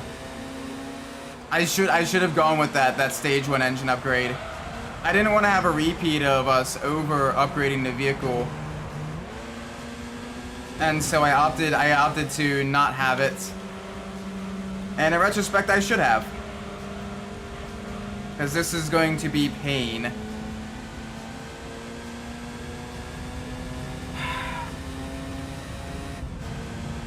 This is going to be absolute pain.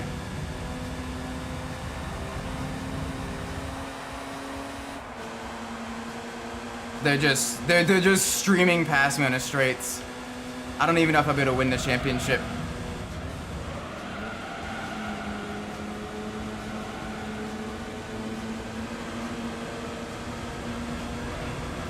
This is going to be a little bit unfortunate because we had a strong start. But thankfully, we haven't lost too much time if we do have to reset the championship with an upgraded Altezza.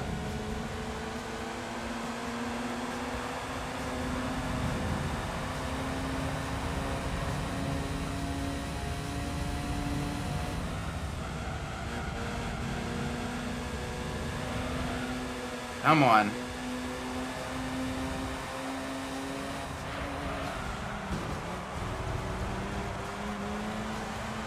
Can we win here?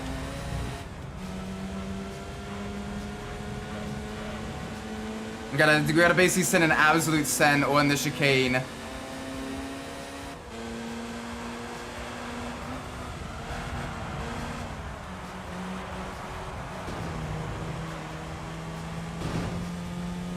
Here we go.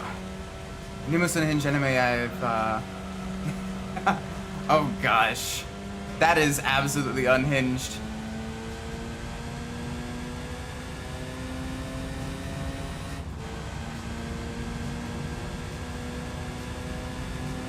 That is absolutely... Oh gosh, please! Please! I beg you! Okay. Oh my gosh. Finally, okay. That was ridiculous.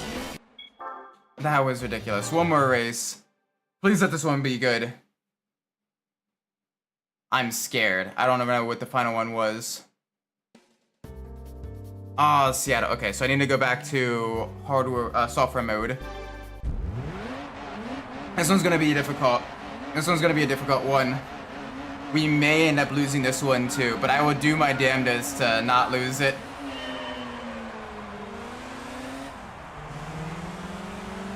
I basically have to have a little bit of contact with the rest of the field. Gotta be a bit aggressive because, especially on the elevation changes, we are going to be,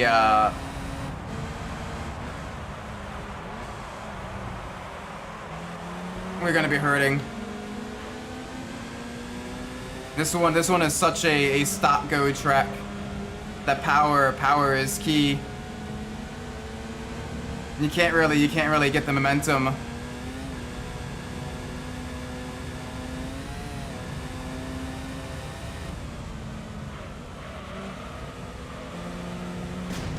Okay, thank you understeer. Come on, we need to absolutely make a way through the field. Even if we get a podium position, that'll be enough to win it, I think.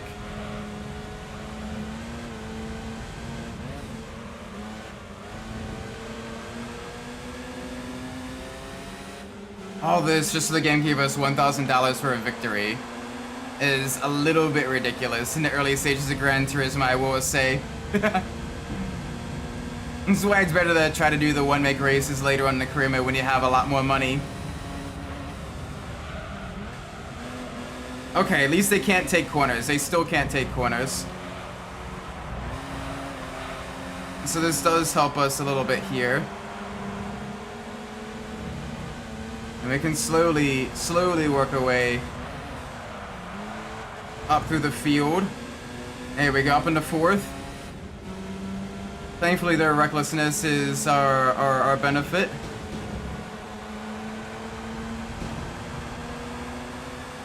Like, if you're gonna pass me so I can get the suck off of you and dive you into the hairpin. There we go.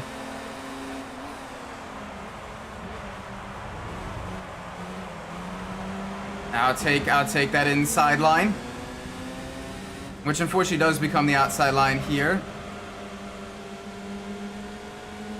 That's alright, that's alright. We are catching the leader, if ever so slowly.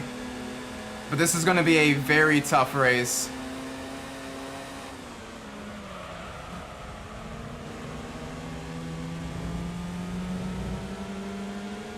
F125 is actually decent. Ah! But they got rid of the owner-driver aspect of my team. That's so stupid. Why get rid of features that people loved? So you can either drive for a different team or own your own, but you can't do both. That is so... Bro, it's evolving just backwards. I'm like, why? Why would you do that, EA? Why would you actively remove... Why would you actively remove features that people loved? Like the My Team aspect was like the one thing that people, you know, really liked about the F1. Oh.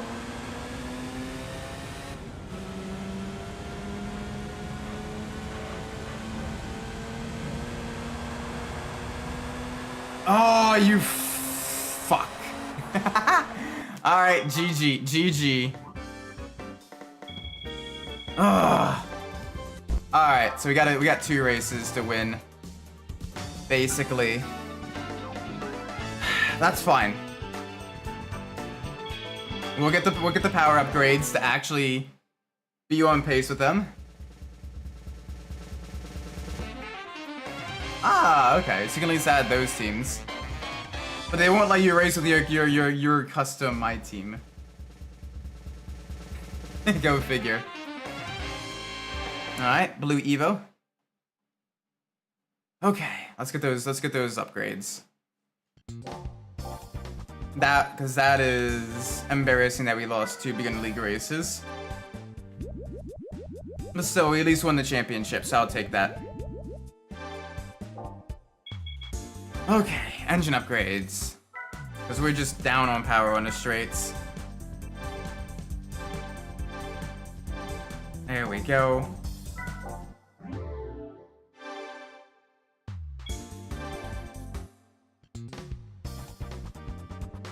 Ow. I mean that's still silly though. They should let you be owner driver. Like that's I don't know. Doesn't make much sense. Alright. Let's get these 2 knocked out. Let's win these 2. Ah, boy. Let's win these 2. And then afterwards, I think we should focus on the, getting our rally license. I think that'll be the next thing afterwards.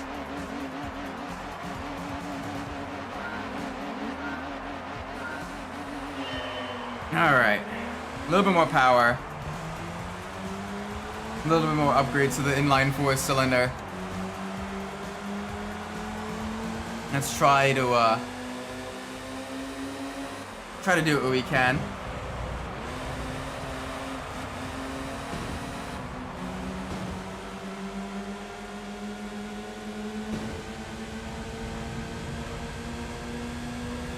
Oh, okay. Yep, that's fine. Close it on me 3 wide. I can just make the cutback then. There we go. Now you're in the middle. All right, let's get the leader. Full send to get the leader now. We can carry the momentum through the corners. We got more speed on the straight, so we lose less time there. We did lose a little bit of time messing around with 3rd and 4th right now, but that's alright. We'll be okay. We'll be alright. Just full send down the back straight.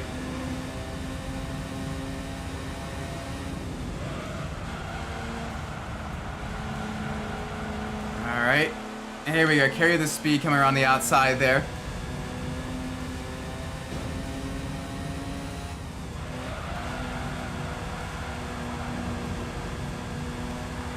Alright, there we go. Maybe a 5-second penalty for me there. Whoopsie daisies, did run him wide. Oh well. Shouldn't have been a punk. Alright, he's only half a second back. Let's see if we can extend the gap. If we can get it turned in. Hello, a little bit understeer there. Gotta remember, the car has a lot more speed on the straights. So we do need to be a little bit careful about that. As our, we gotta brake a little bit earlier. Because we're going a lot quicker. So that is, yeah, just a little bit important to us.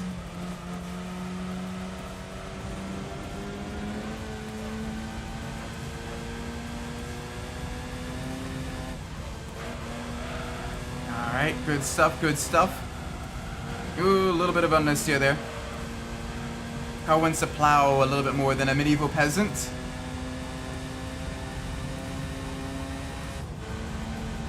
But we got this.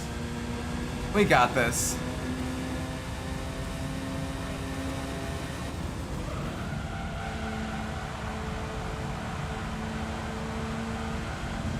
Alright, there we go. After this we can do the Seattle circuit.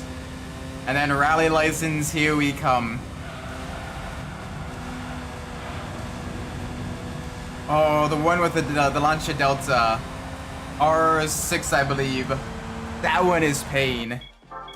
That one is genuine pain. But oh well. That's alright, that's alright. Alright, let's go back to software mode. Seattle circuit. Here we go. Let's get this track. Let's get this race beaten as well. That way, all of the beginner league is gold standard. Then we just have the amateur, professional, endurance, and rally league left. And our amateur league run is almost complete as well. So, you know, not too bad, not too shabby.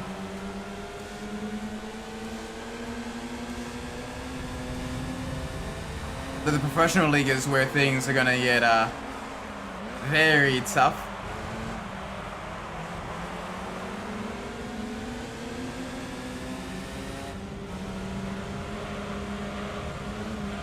Just because of just how long the races are. It's gonna make things challenging for us. But we got it. We got it.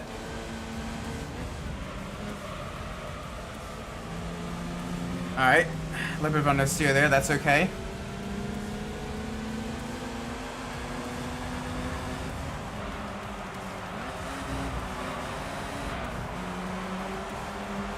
Alright. Slowly catching up to the rest of the field.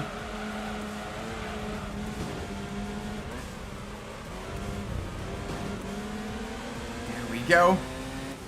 They still have a little bit more straight line speed than us. But if we can carry momentum out of the corners, we at least can hold them off down the rest of the straightaways. Oh, you're gonna try to dive. Don't try to dive. You're trying to dive. That absolutely... Motherfucker. Can you not? The melon. I'm gonna... It's like some of the people I've raced against. Or I'm gonna send a stupid dive and then wreck out in front of you. I should have stayed to the inside and defended. Make them go wide. That was on me a little bit. Alright, we gotta be a little bit careful. We gotta carry as much momentum through that third sector as possible. Mazda, is that you? Oh, someone. I think I saw a Scottish flag on the side of their vehicle.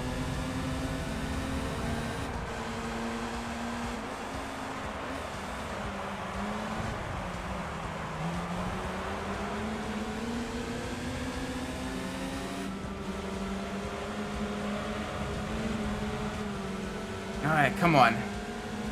Let's get a little bit more speed through there. Try to catch back up with the rest of the field after the initial launch lag.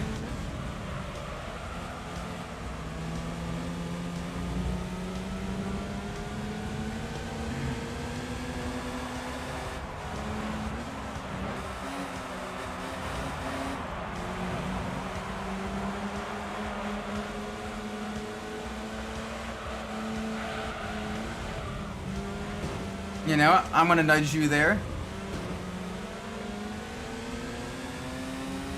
Okay.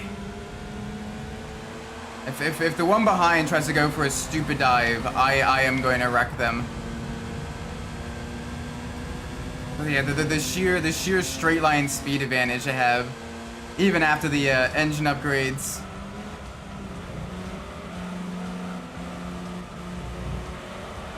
Oh, they don't go for a dive when you're... You know what? Revenge on the red one. I don't even care. Get wall banged. Get roller derbied.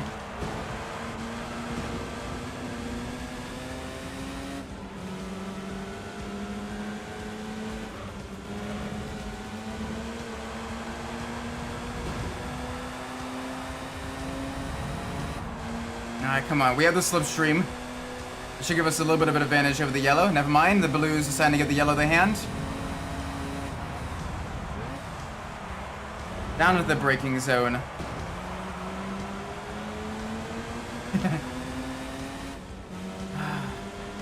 They run me so hard. Alright, we gotta get back up there with blue.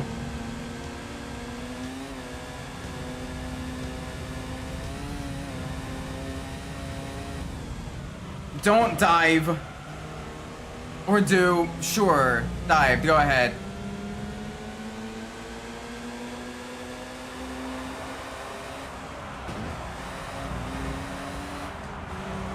Run you out across the road there.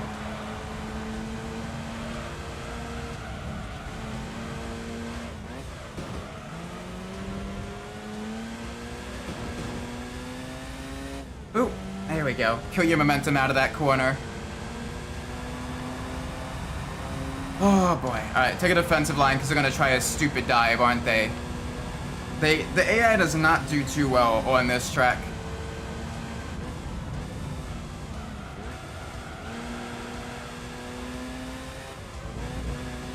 Granted, they have the straight line speed and acceleration to really do well out of the corners, especially the low speed first sector corners. But here, you can carry momentum so much better than they can. Just a matter of actually getting by them. Because I love the meander right along the apex.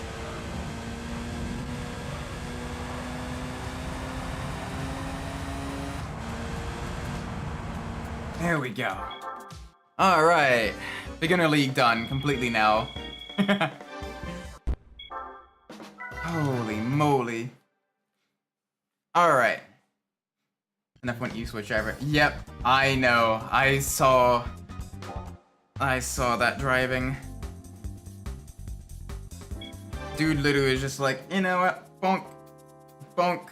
Oh, another bonk. Another bonk. Another one. Another one. Alright, let's do this. Tahiti! Alright.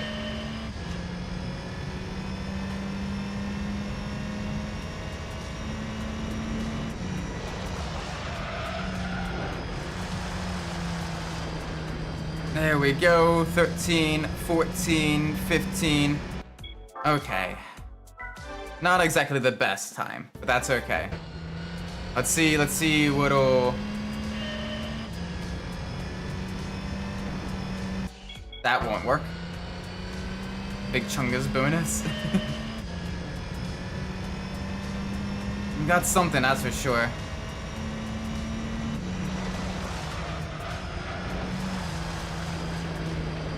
Okay, that's... We got one corner to basically get used to the dirt physics. We gotta use dirt to carry speed on dirt. Okay, that's better. Still not great. I wonder, is it better to stay on the tarmac heading into the turn? We'll have more grip.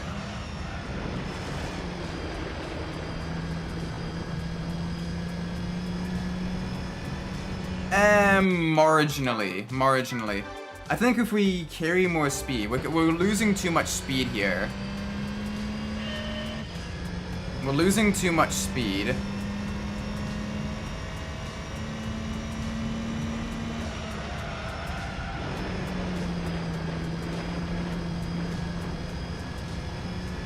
Because we can carry a lot more speed through there. So, do we even need the lift? Maybe slightly to get the weight transfer, but then we can go back to full throttle, I think. No. How am I losing 2/10? I need 2/10 basically.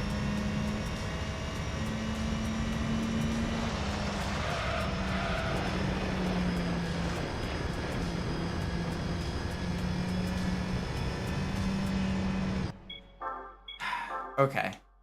I want to see what the demo does. So what does the demo do?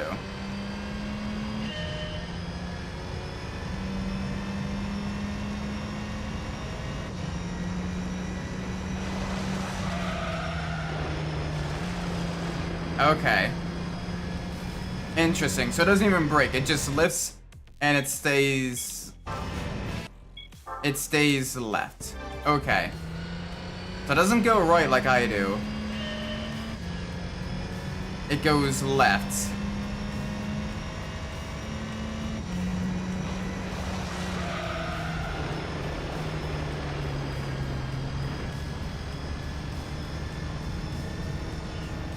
Better. Okay, got it. I figured out how to do this. So I need to just kill the straight line speed loss I'm getting on by not touching the inside wall there. I need to cut as much of that as I can off. I need to shift earlier. So that gives me more speed through the corner. Nah, fourth I'll bounce out the rel limiter too much.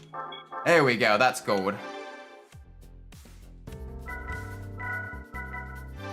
That is gold. I'll take that first gold. Alright, this one, basically full throttle up until the final corner. I remember how to do this one. Full throttle up until the final corner. Weight transfer again. Alright, this one's a little bit easier. Also gotta remember that rally cars, you want to shift earlier than you initially think. Alright, that's gonna kill some speed, but I at least want to get a baseline down.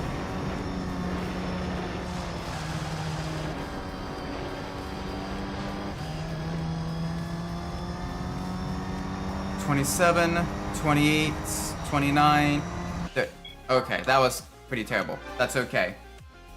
We know our time loss. We can do this. Cut immediately left. Back to the right. Nope. Let's not hit that inside wall there.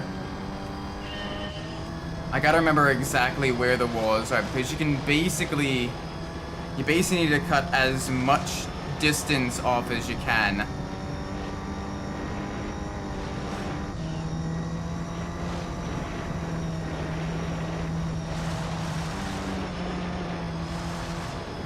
There we go, much faster through there as well. 7, 8, 9. Okay, okay, so now we just need a little over a 10th. Not bad, not bad.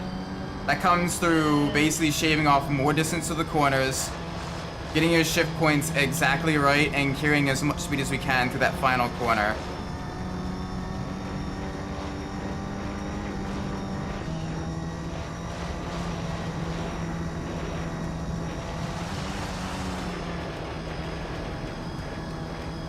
Okay, I need to get a little bit closer to the apex there. So, cut left, right,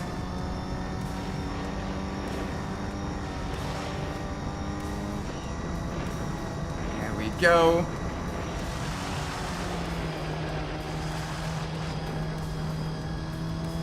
Stay inside. Don't hit the wall. Don't hit the wall. Okay, okay, okay.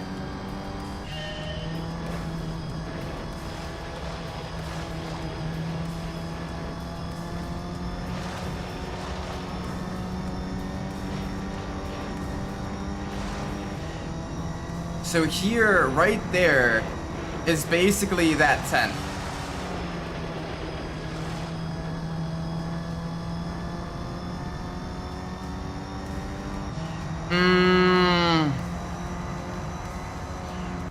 Okay. So closer, better. Very close.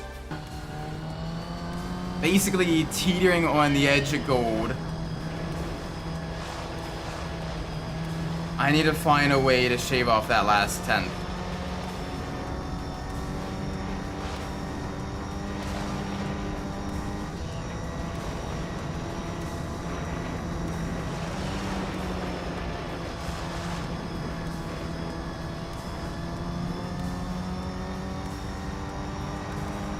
This'll do it. This'll do it.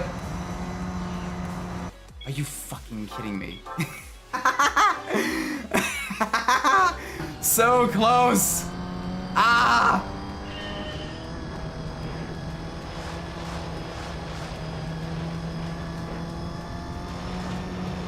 Okay, that's fine.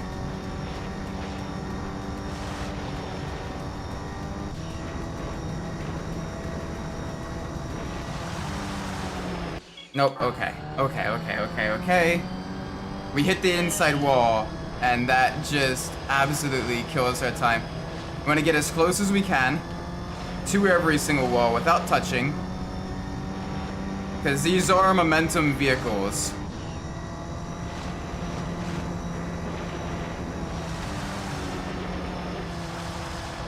There we go. Oh, that's a good run. That's a good run through there. Don't even lift, just downshift. And use that, the torque to basically send your car into a major slide. Okay.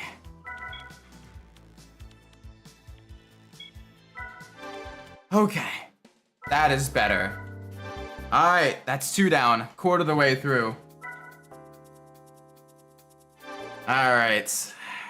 This one, we're going across the bridge, hairpin left, hairpin right, and then sweeper right. Alright, we basically want to cut as much distance as we can off. That's basically how we do most of these, is cut as much distance as we can. And then carry momentum out of the corners.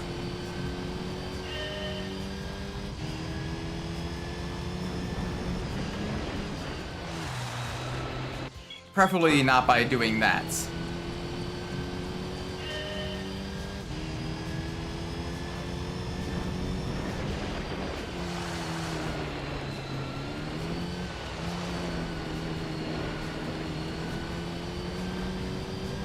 Okay. I will set us up to take the inside line through here. 20, 21, 22. Yes! First, okay, not really first try, but like first complete version. I will take it. I will take it. That's another goal. That's 3 down. Getting into the rhythm of rally cars. Alright.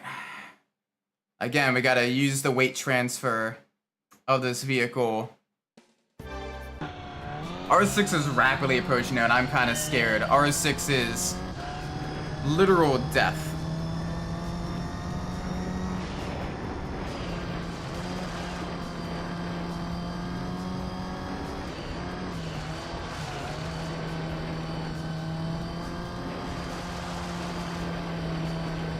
Alright, come on.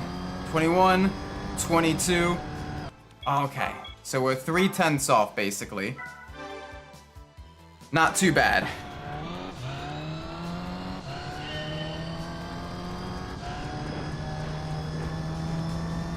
All right.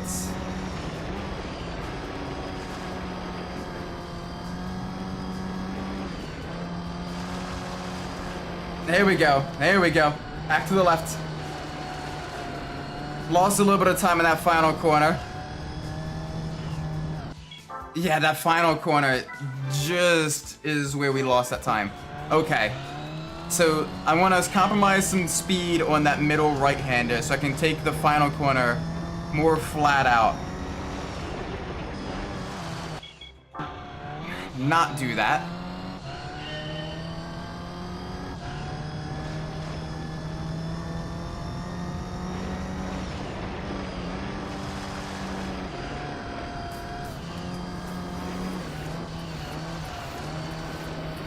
There we go. And that gives us the line through here. That's still slower. Are you kidding me? I could have sworn that that would have been quicker. Because you have a fairly long run up to the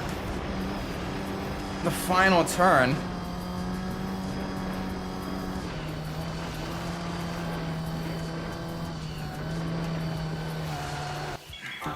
Okay, let's not hit the wall, inside wall, please. Oh, we're a couple hundredths away from the that time.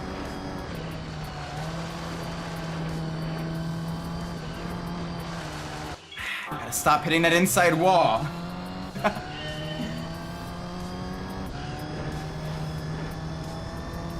Because that just not only bounces you wide, but then that kills your speed and completely changes your trajectory, which then you have to completely readjust again.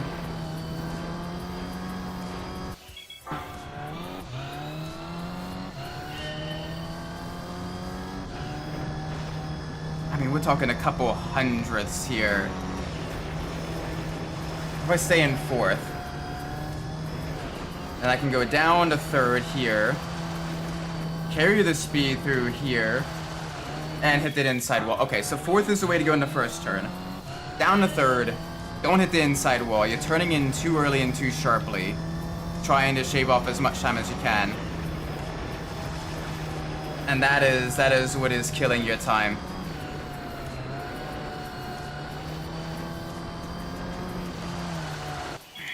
So you do it again. Why are you doing it again, Isaac? I don't know. I like pain. Alright, fourth gear.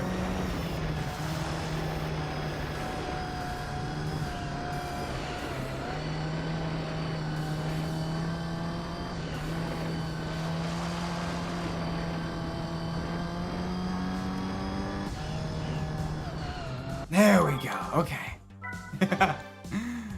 Alright, that's 4 down. 4 to go. Alright, back to Swiss Alps. Alright, got a long right-hander at the end, so we gotta make sure we kind of minimize the speed loss through there.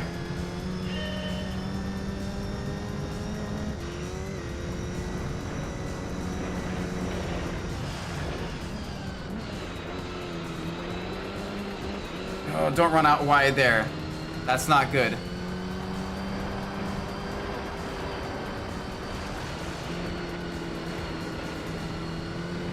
Two, 3, 4, 5, 6, 7. Okay, yeah. So we basically need to gain a full second there. Alright. We ran kind of wide heading into the left-hand hairpin. So if we're down on the brakes earlier, we can get a better run out of here. There we go, that's already worth a couple of tenths.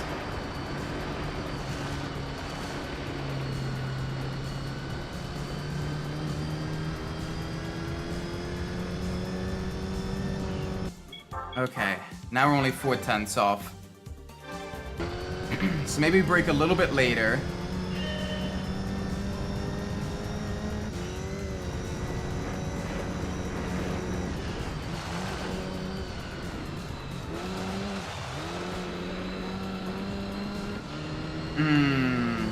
Okay. Not exactly the best line through there. I gotta maybe take a look at how the demo does it.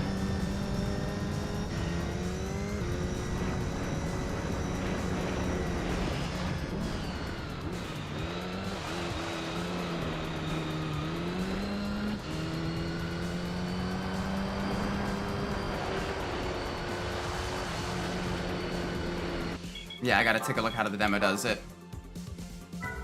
Alright, so what's the demo doing?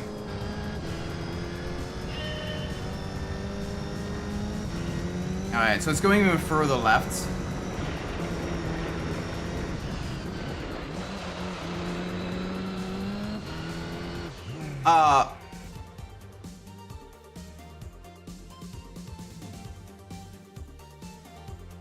I don't think that's how... I don't think that's how you're supposed to do it.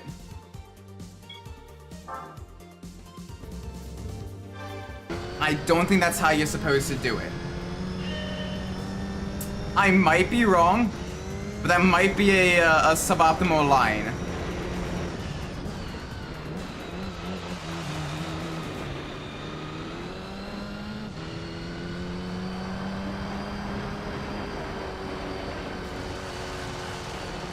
No, was that, that was the issues and the joys of playing on emulator. Welcome, Slow Ninja, hope you've been well. Okay, down to a 10th. So the entry is better. I just gotta lose less speed through there.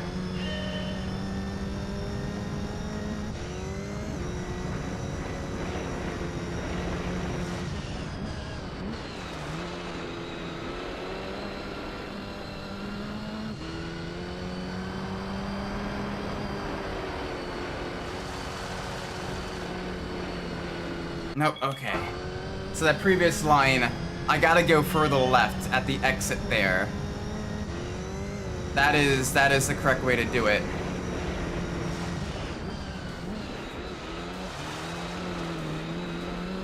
Here we go. Better exit out of there. Better exits, better speed. Papa John's.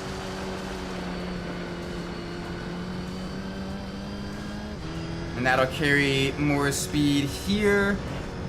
There we go, just barely, but we made it. I'll take it. Okay. R6. This one is a pain in my ass. This one is a pain in my ass, but we will figure it out.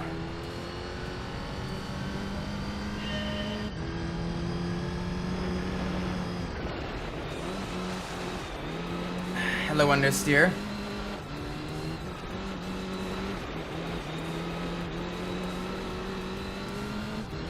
That's alright. I want to get a baseline time first, and then we can start shaving down seconds.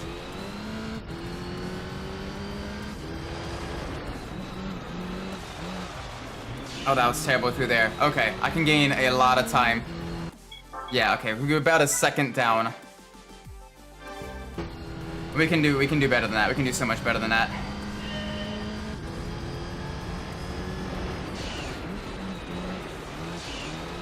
Come on, get the extra speed.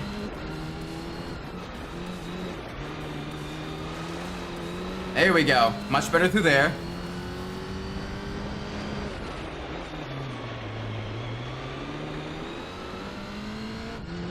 Alright, lost a little bit of time there.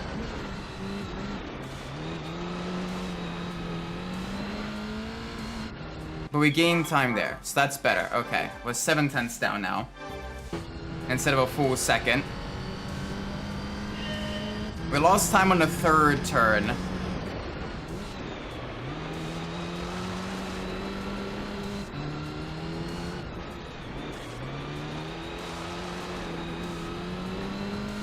How much time did we lose on the third turn? Let's check. A pretty significant amount of time, actually. Okay. So that final turn, we get a lot more turn in than we expect.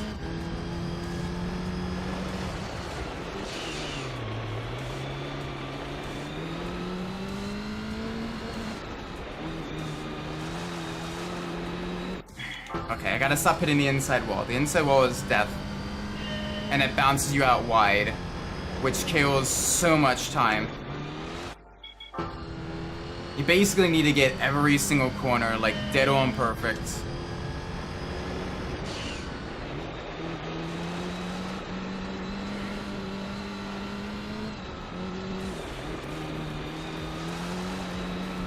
Alright, take care, Bloodwife. Have a great night.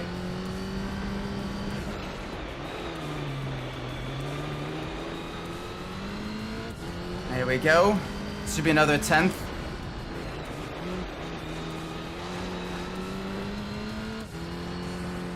Okay. 4 tenths down now. So let's shave 3 tenths off.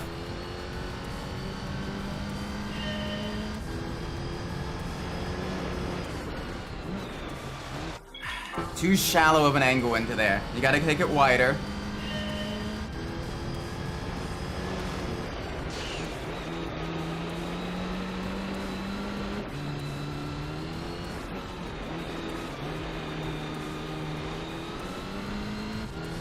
There we go.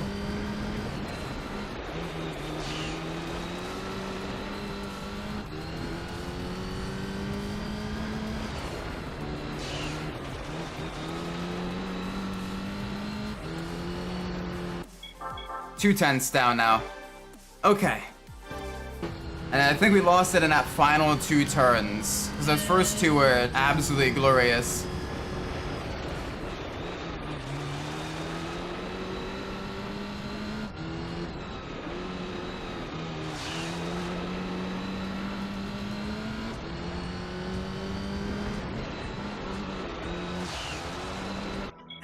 Too early there.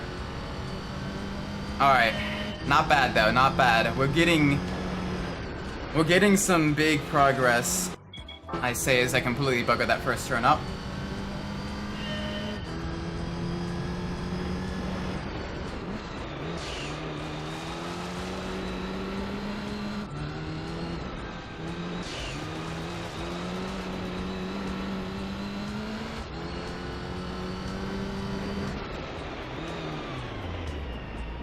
Nope, I completely lost all grip there. Too much angle.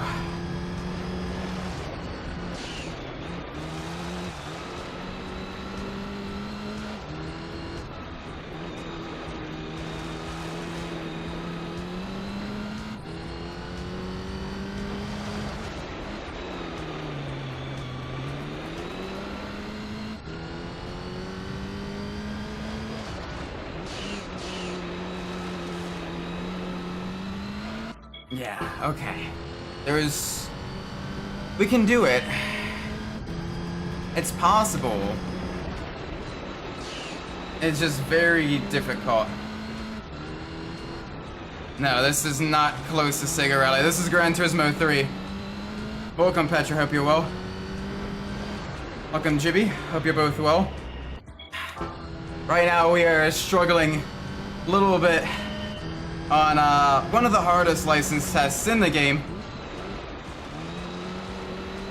Rally 6.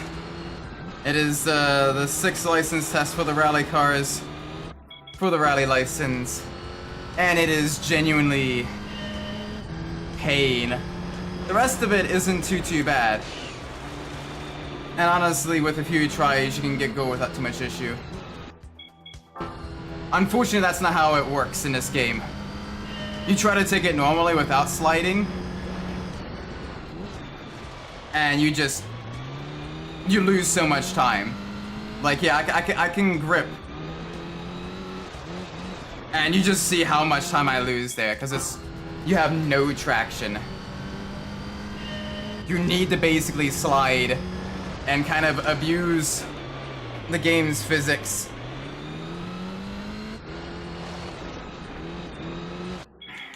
And not touch anything, and also basically be within like millimeters of the wall at just the right speed and angle and throttle application to maintain the speed, maintain your momentum.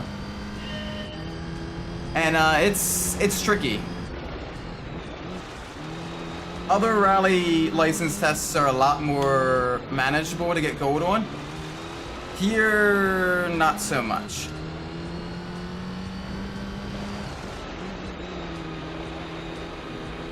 That's gonna kill my speed through there, because I went too wide. I need to basically be, like, grazing in a wall, not touching it, because it'll bounce me out wide and kill my momentum. With a strong enough angle that I don't understeer and exit.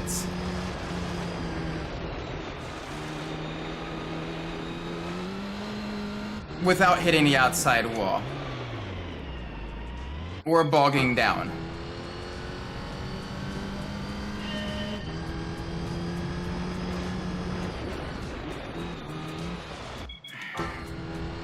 And this is quite literally the toughest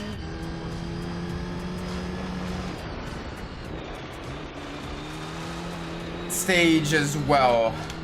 Well, the quite toughest license test in the game. I think it's tougher than even A7 in the Camaro. Is it A7? Whatever the Camaro one is.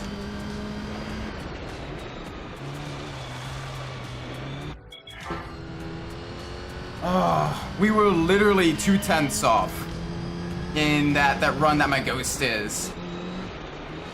And I can't match it. I can't match it anymore. Fuck.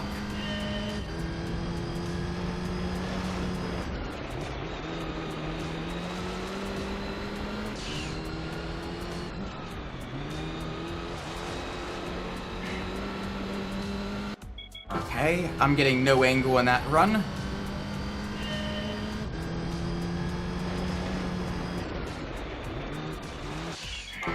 I got too much turn in that run, which means I had to compromise my line to give me, which would give me no angle, which would give me then a bad run to the next hairpin. I got too much angle in the bog down.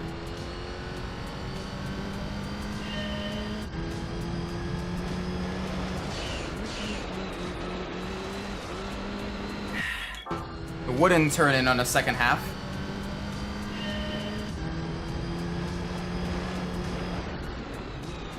Too early. And there's not really much like reference points. You get the hill.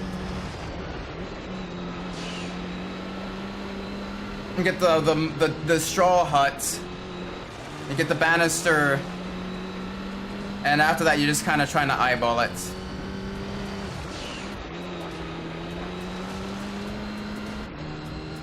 That's gonna throw me wide. I need the exact right amount of angle.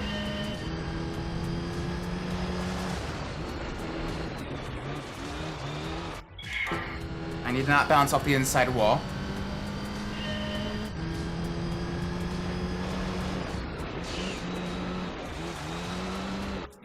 I need to get angle. Please.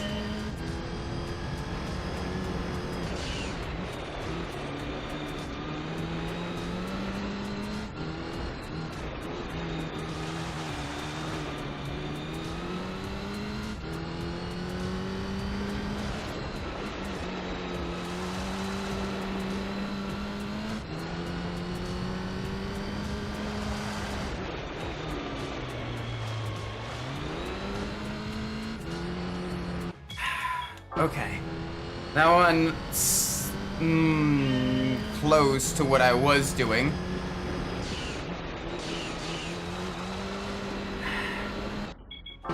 It just... Okay, so I need the angle, and then I need to do the throttle flick, basically, to get it to have traction. There. Okay.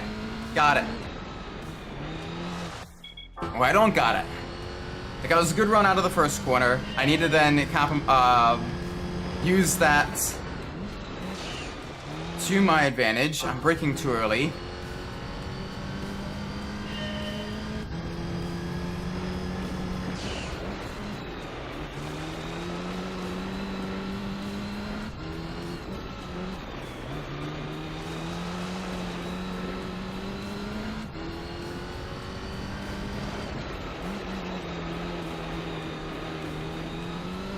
There we go. Nope, and too early on the turn-in. Too early on the brakes, too early on the turn-ins there, that final one.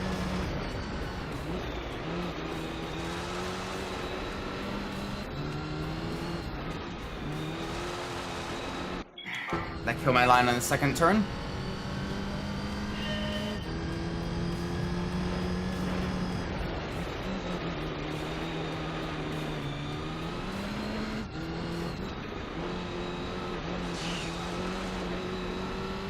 Alright, momentum. Nope, too wide. Carried too much speed into there, too late. Okay.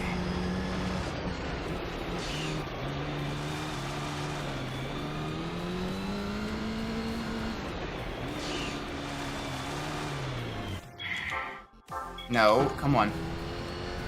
Please. We're literally 2 tenths away from gold.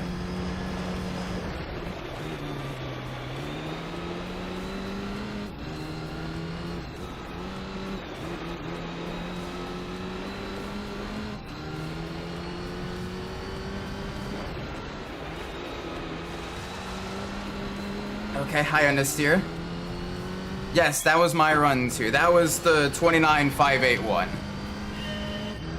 Demo's somewhat fucky on emulation. Like, yeah, I'll show you the demo, and maybe the demo be good, or maybe the demo will just straight line it into a wall. We don't know.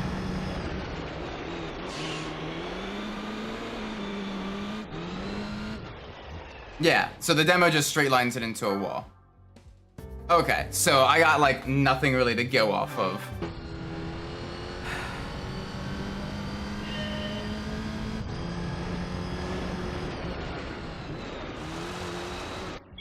It doesn't wanna give me that angle.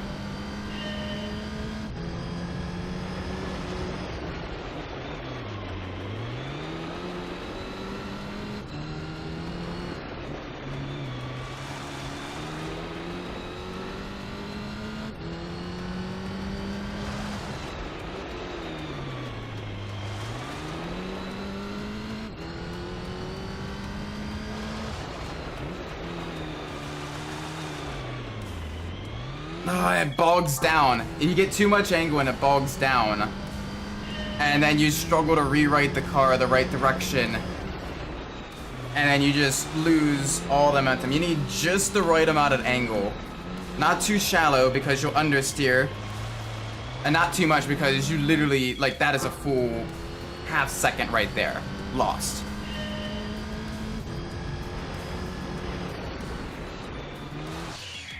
Too early.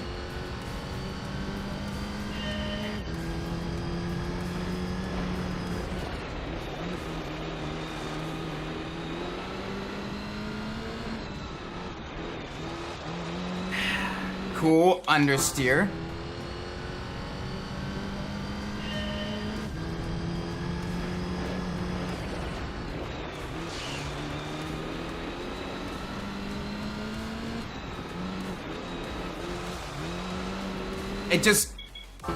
It doesn't want to turn there now.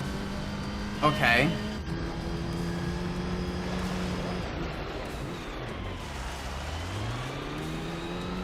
Too much angle, but that's okay.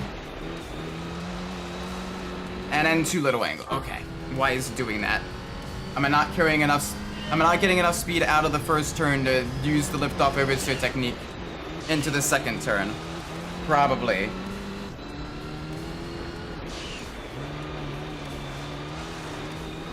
Yep, that's why.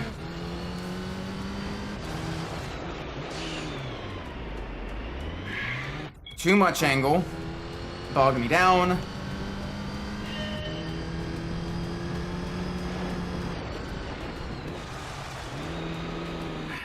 Too early, so I had to back up my steering, which killed my angle and my slide.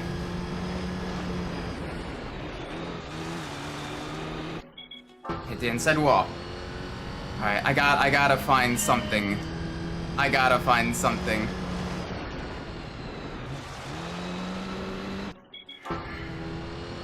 This is I'm losing my sanity.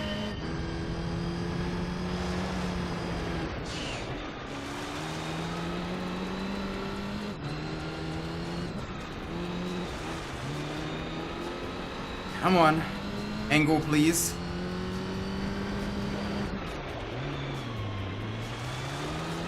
Too much angle. That's okay. Alright, Billy went. Hey, nice. Congrats to him. Holy moly. Okay, I gotta figure out where those 2 tenths are. height, outside wall. This is probably the most painful of the Gran Turismo 3 license tests. I don't think there's anything quite as difficult as this one.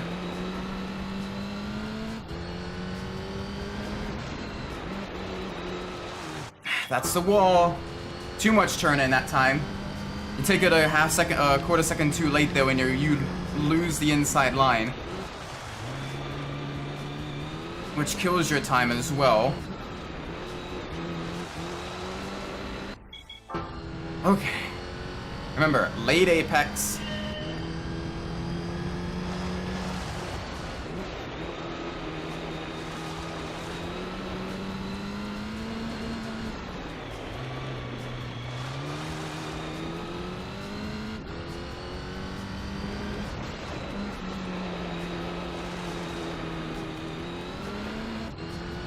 Come on.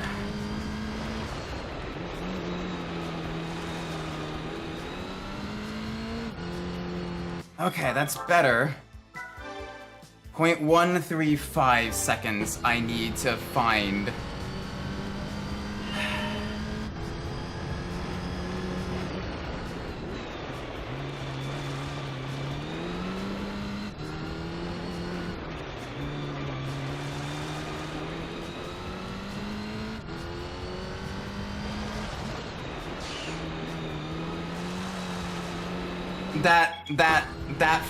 That third corner just fucked me. That was the exact time I needed.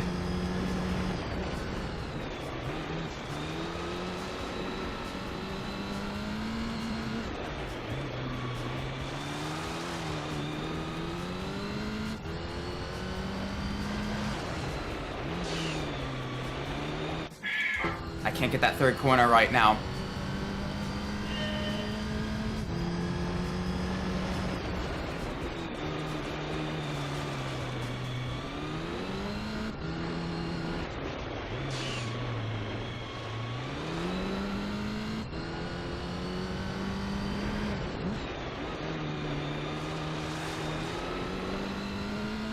There we go. There we go. Oh, fuck me. Okay. We're getting there. We're making progress. We are genuinely making progress. I'm quite happy about that.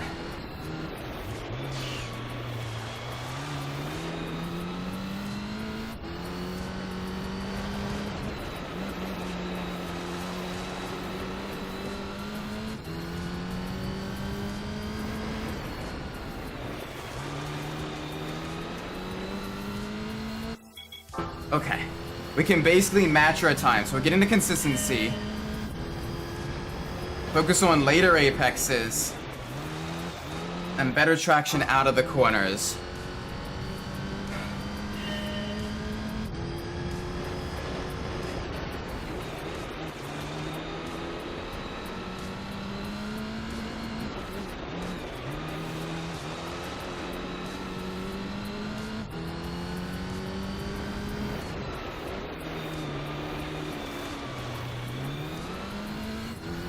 That might hurt me. Oh my gosh, that final fucking corner. Okay, later braking point there, Isaac. Later turn in.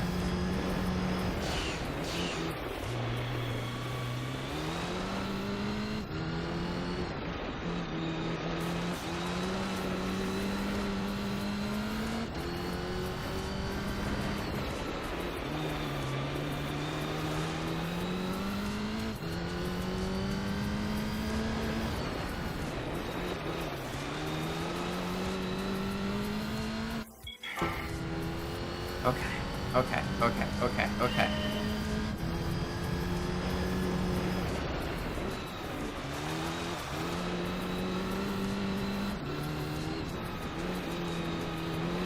Nope, okay, that's not a good run. That's okay. We have the space, we have the pace. We have now the consistency. I say that as I bugger the first corner twice in a row. We're getting there.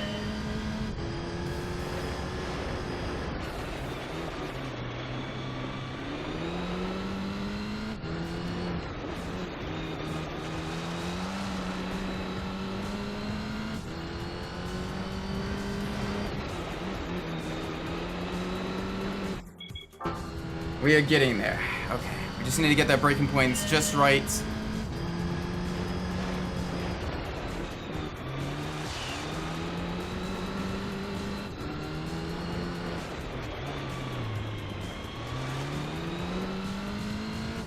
There we go. Better run out of that corner.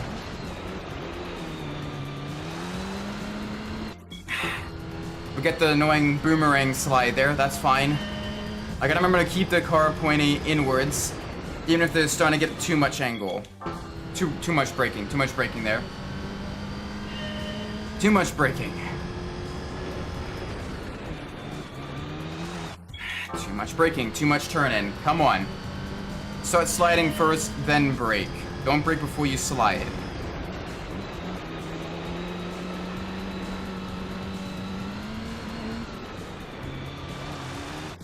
Don't hit the inside wall. Come on. We got this.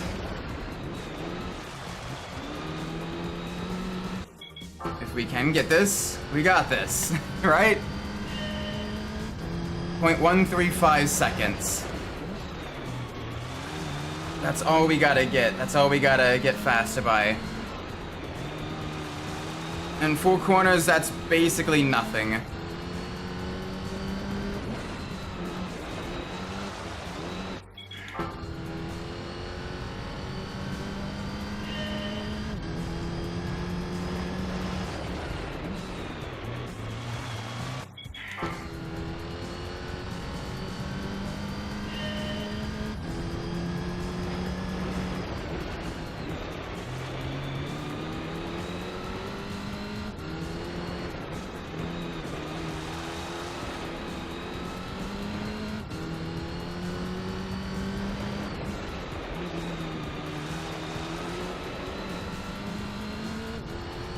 Okay.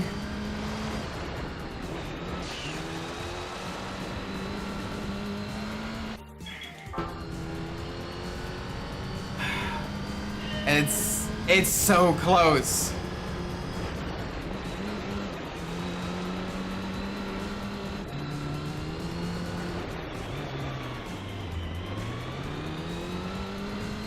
And that's not how we do it. That is not how we do it. Late apex. Every single corner, late apex. Get the angle through there. I'm so late. No, good, Adachi. Hope you're well.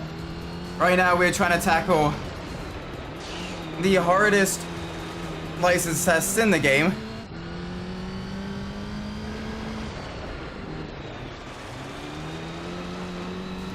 And it is fucking trying my patience just a little bit here. Basically, you need to get near pixel perfect run of this course. The essentially 4 hairpins all right in a row. Now what that means is that one mistake compounds into your run into the very next corner. Which, as you can see there, means you lose massive times for one single mistake because it compounds.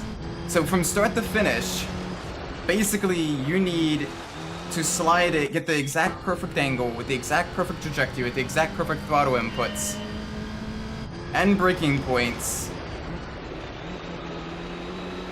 in order to get this right. And needless to say, that is a lot harder than it sounds.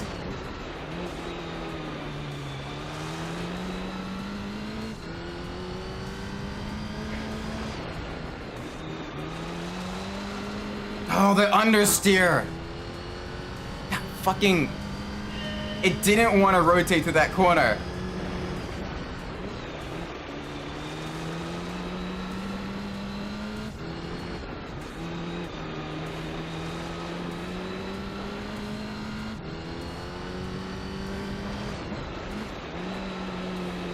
Alright, too wide there. But we got it back. We got the cutback back on ourselves.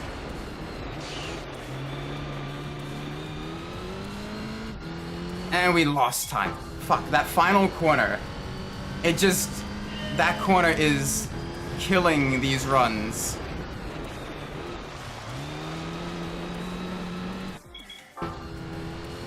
And you can't understeer. You can't cut too early because you hit the inside wall and you bounce out wide. And you lose multiple seconds. You gotta get just the right amount of angle because too much angle and you'll bog down and you lose so much speed. And too little angle and you'll hit the outside wall and you either fail or you'll lose more time. Just out of curiosity, I want to see something stupid. Hail Melon. Yep, okay, Hail Melons don't work. Not on this one. Cars don't have enough power for that.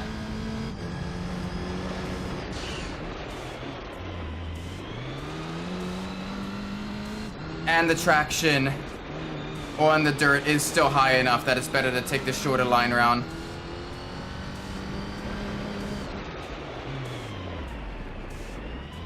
It bogged down. Too much angle.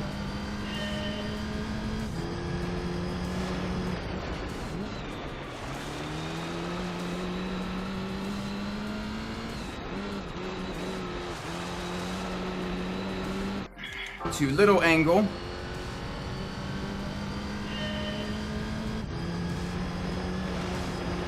We have to be in third gear to shift down to shift the weight forwards for the next corner. That's basically how it has to be. We have to use the downshifting to induce instability through the drivetrain in order to get it to actually rotate. You can't stay in the same gear because you won't be able to get enough rotation without massively being on the brakes, which will kill your speed through the corner.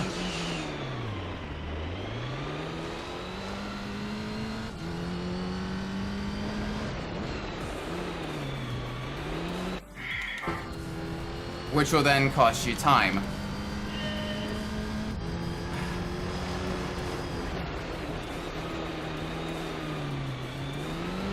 Come on, don't bog down on exit.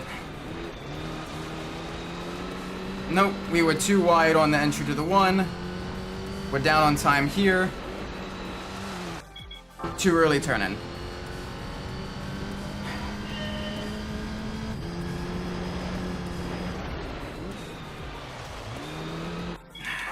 Okay. We broke too early there. And that just killed our momentum and we couldn't get it rotated around the turn.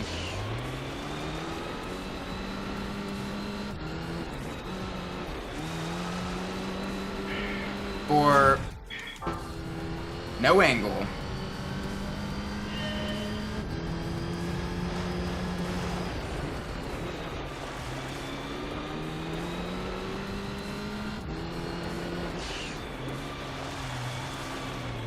Nope, we bogged down, too much angle. We need the exact right angle with the exact right throttle inputs. Okay, thank you for giving me every bit of angle when I'm on the straight. I appreciate that.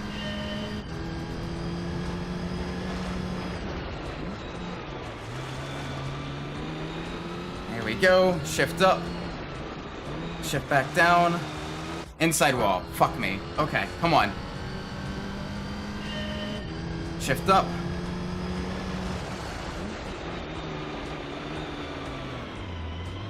Too much angle. It's gonna bog down.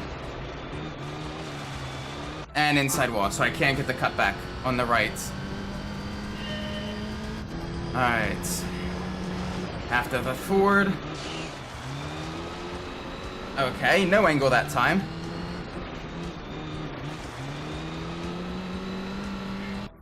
No angle again. Come on.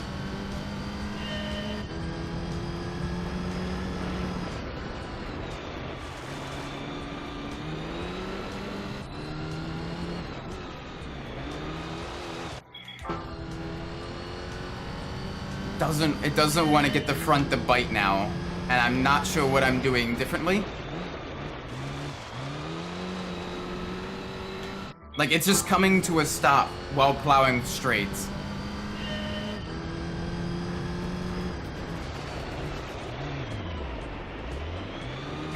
Too much angle.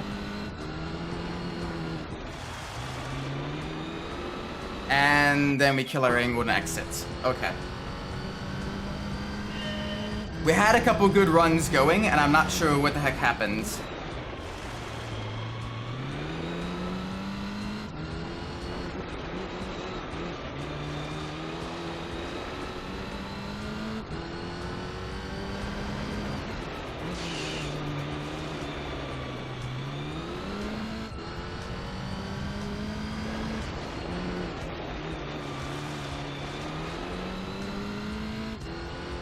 Okay, that was close to our time.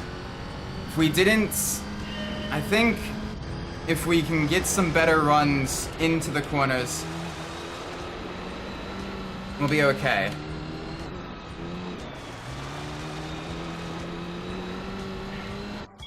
That second corner now is just causing pain.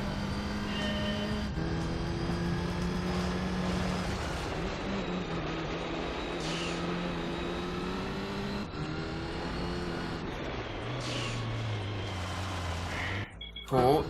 It bogged down.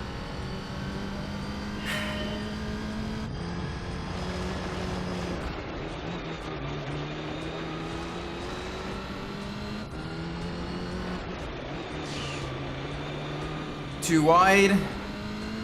But we had some good speed out of there, so we're not going to lose our time too much. We are going to lose it there because it doesn't want to turn.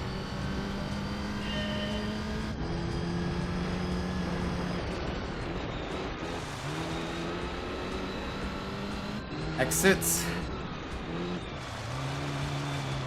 I'm gonna need more angle, it's gonna kill our speed. Okay.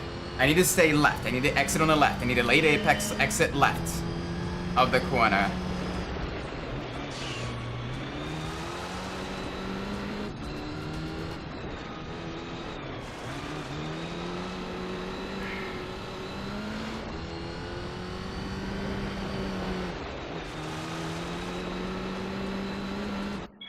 It doesn't want to do that. Doesn't want to do that, and I don't know why.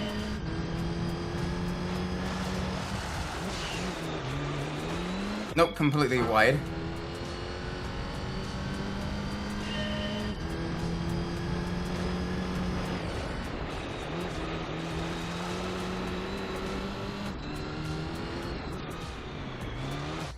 Okay, I'm gonna look up because I'm losing my sanity here. I want to see how the hell someone else did it.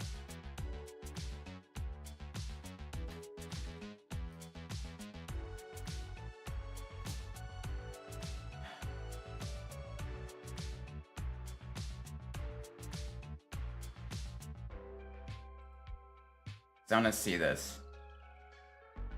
So I'm looking at this. Okay.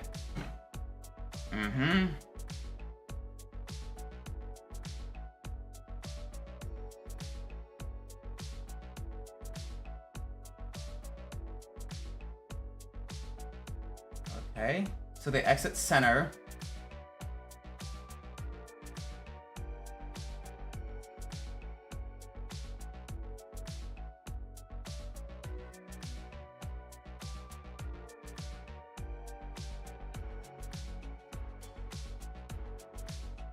Okay, let's see what we can do with that one.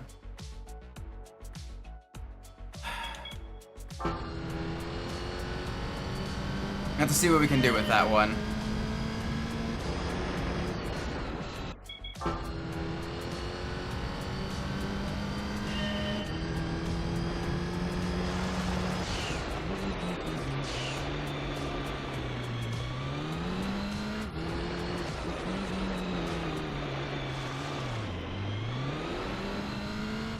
Alright, I wanted a bog there. Doesn't want to rotate there. How the hell do they do that? I'm matching their inputs.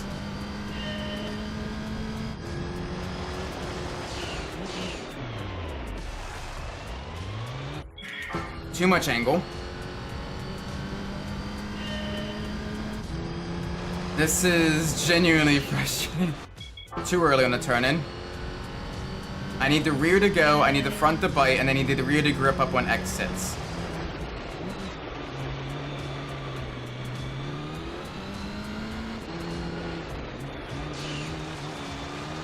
and I'm not getting any of that.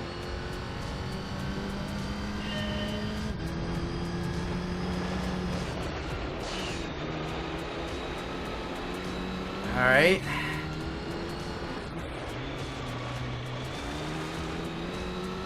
Better.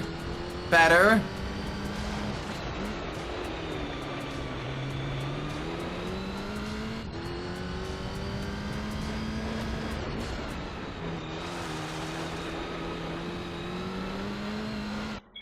And then the final corner just fucks us.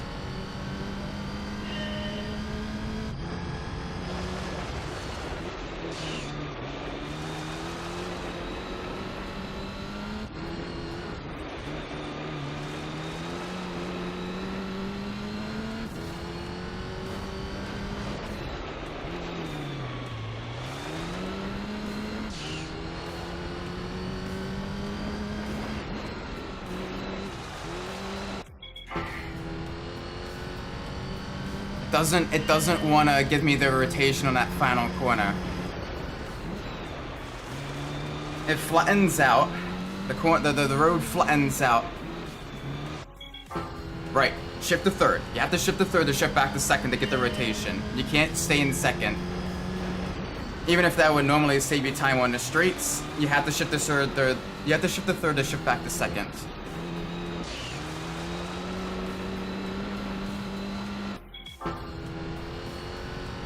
Otherwise, the car just won't turn.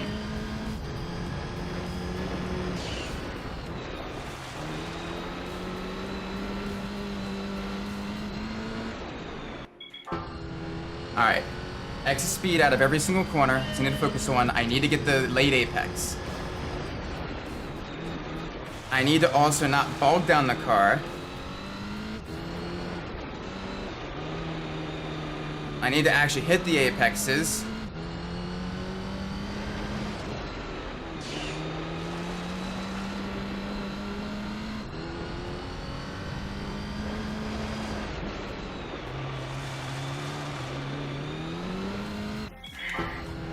Alright, it gave me the rotation there. If I can get that corner right there, like that, while getting better at everywhere else, I'll be fine.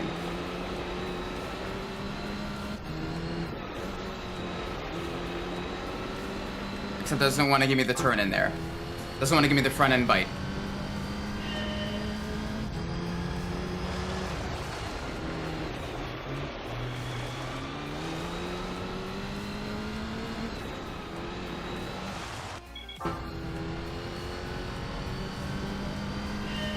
I swear, it feels like a dice roll sometimes with this game. If the car is going to give you exactly what you need, or if you're going to get absolutely screwed. Like here, it just... Same braking point, same gear, same steering, and it just either it does or it doesn't want to turn. It's like a D4, and you gotta roll a 4 for all 4 D4s.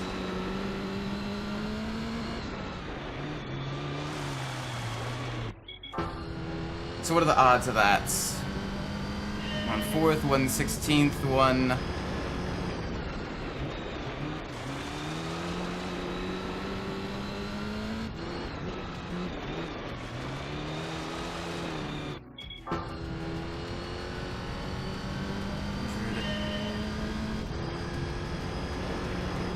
$220. So one in 256 chance, basically, of getting all 4 D4s at 4 is kind of how this is going. Because either you turn in, it turns in too early, it bogs down because you get too much angle, like that, it understeers because you don't get enough angle, or you get through it decently enough that you're right with your time or slightly ahead. And you basically need to get every single corner dead on accurate.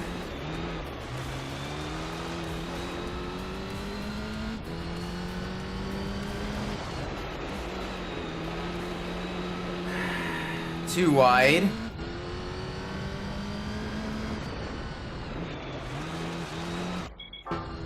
And that was a terrible line through there.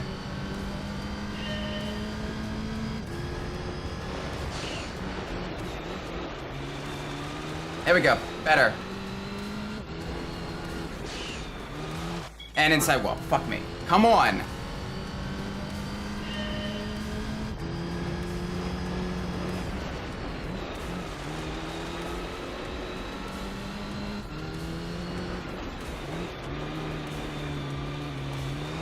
Literally no other test is this difficult in the game.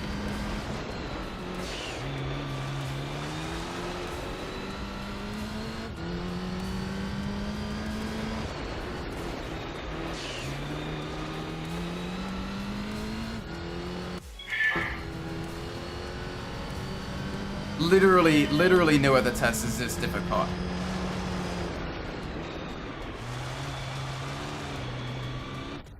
I gotta see if there's another video or something.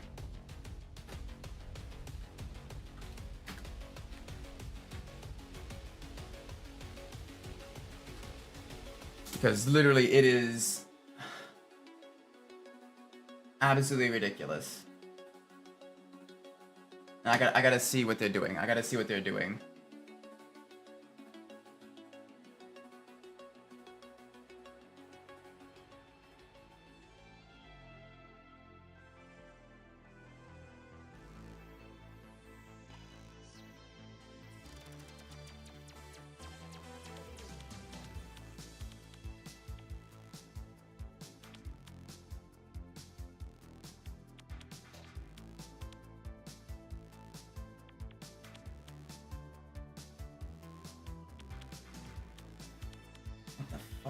Okay. Yeah, I will...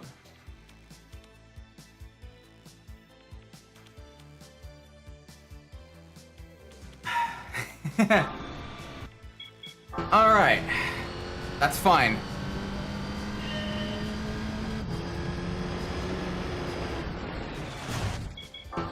Okay, got it.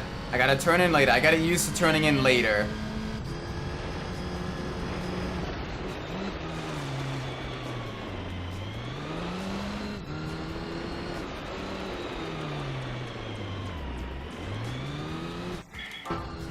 Okay, that is not...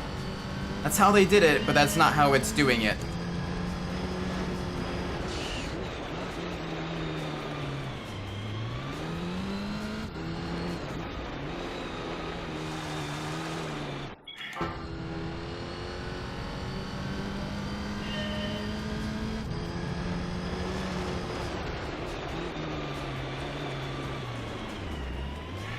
Too much angle.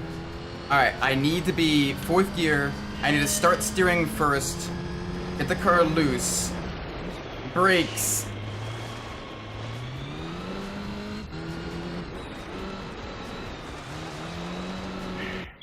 So I need to steer, then brake downshift every single corner.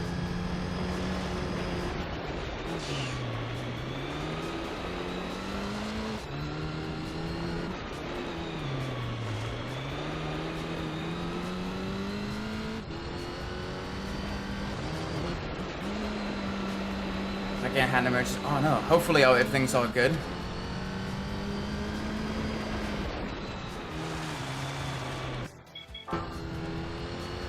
That is a way to do it.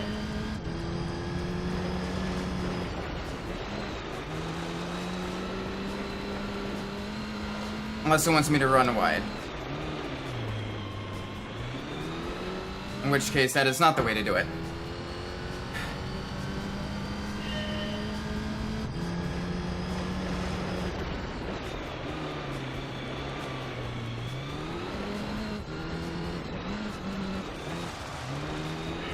Hello, understeer.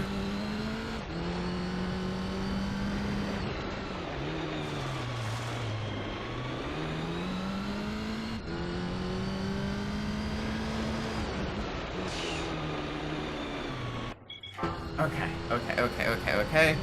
So that first corner, that works pretty well, actually.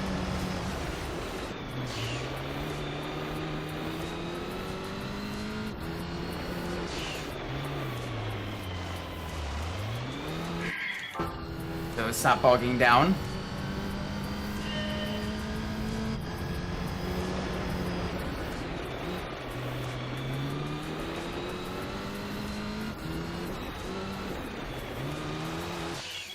Nope.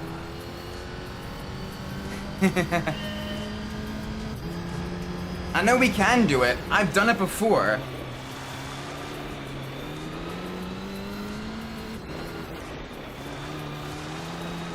I'm just struggling here with it.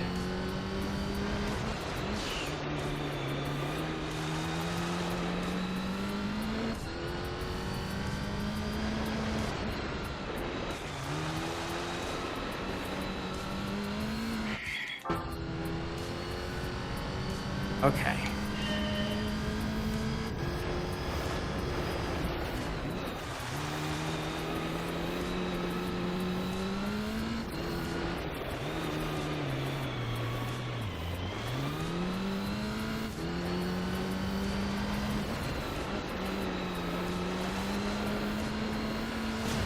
Hello, understeer.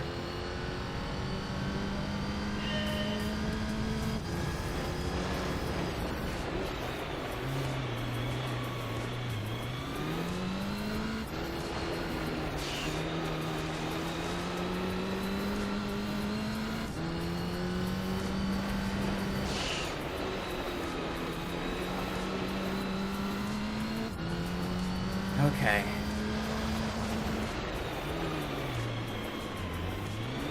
That final corner is still gonna kill me, though. That final corner is still gonna kill the time. Even if I get everything else, like, near perfect.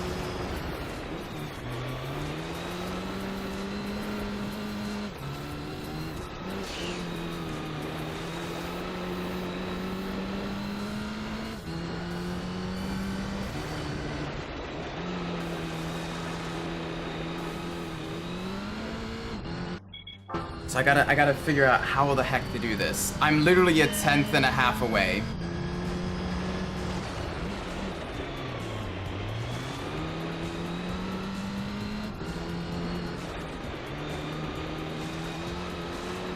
There we go, better run, better run.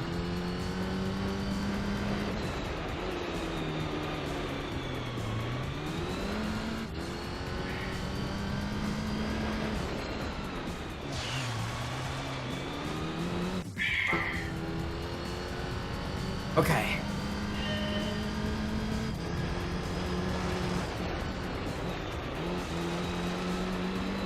I am struggling.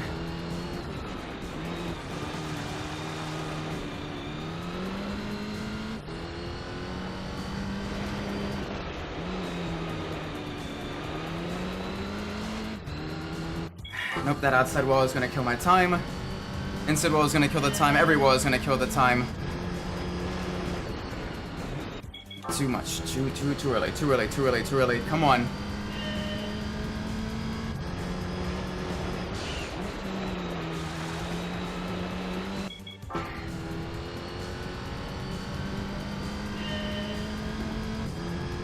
I'm trying. I am trying.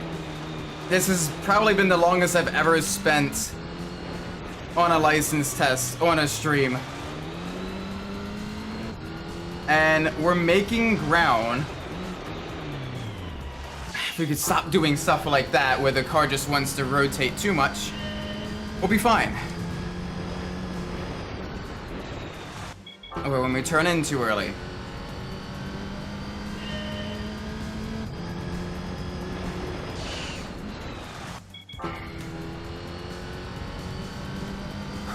This is like the final two after this are not nearly that difficult.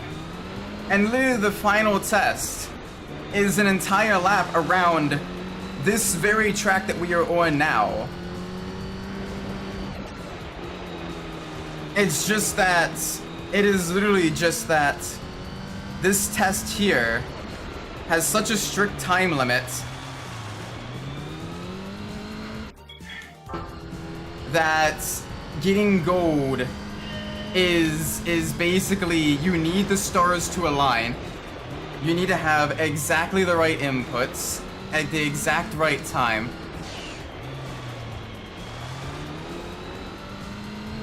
while carrying as much speed as you can, without bogging down, without understeering into the outside wall.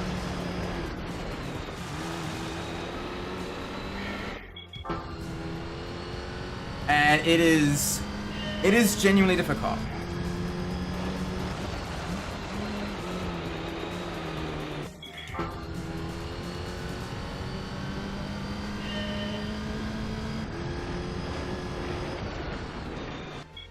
Oh, come on. I basically need every single corner to be perfect, one after the other. And without doing that, without understeering, without oversteering, perfect amount of slide, perfect amount of slip angle.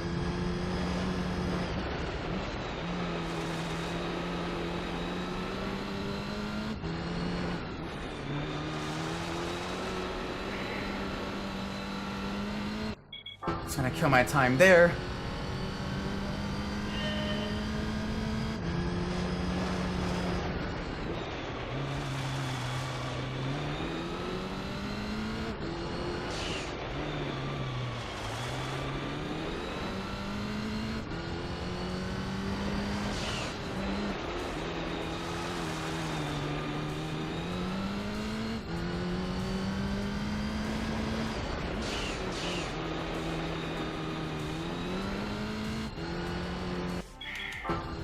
Okay, that was only 2/10 down. And change.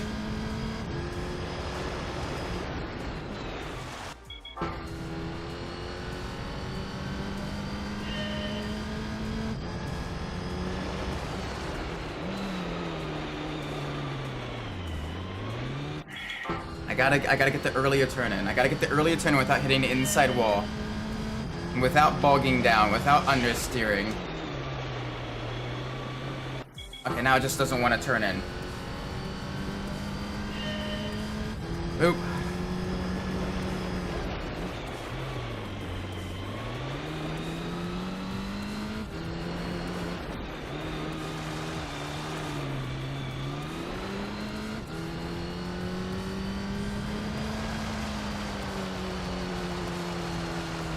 Yeah, you can't Hail Mary it either. I wish I could. In some instances, you can get away with it. But literally, on this one, you can't.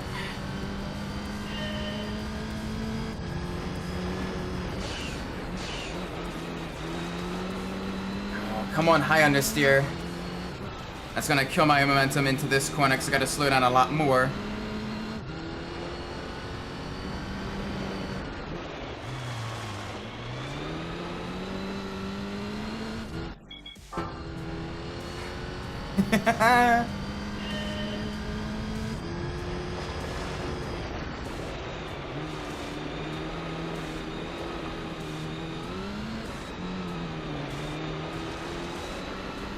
Okay, I had a slide going and decided it didn't want to slide no more after the exits.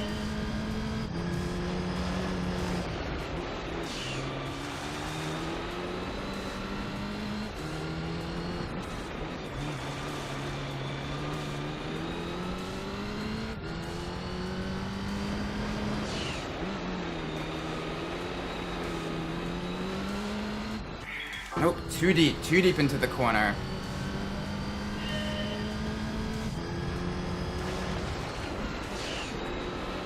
Too early on a turn in.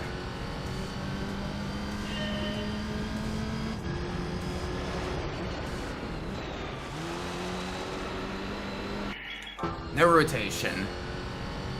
Come on. It's 4 corners. Where did that rotation come from on the exit? I like not having rotation on exit. I like having it grip up on exit. Aw, nah. Sorry to hear that, man. Fuck me. Come on.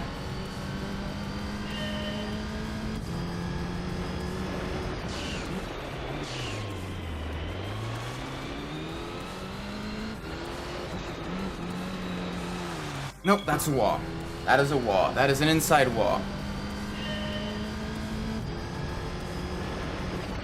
Ironically, the not the NTSC, the Euro version of this is considerably easier. So the Europeans get off light. You get an extra 0.2 seconds. Literally, my time would have been perfect for gold in this event alone. No! Why did it bog down? You fucking...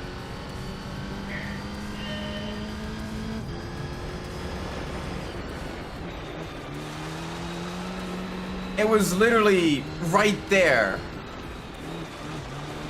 I got a good enough run through every single turn except for the final one where I decided, oh, I got rotation, but you got just the slightest bit too much rotation, so now I'm gonna bog down and you're not gonna get any traction or any grip out of that corner.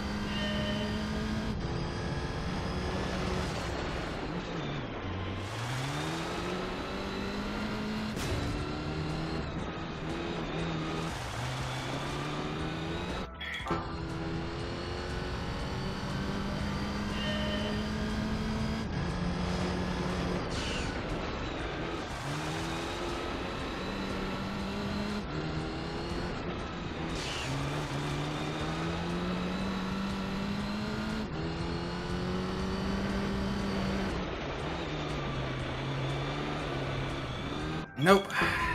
That's not it. That's not it. That's not doing it right.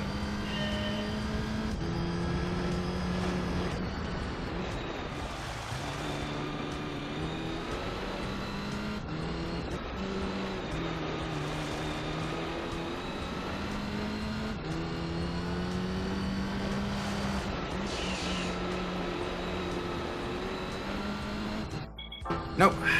I'm losing time each corner now.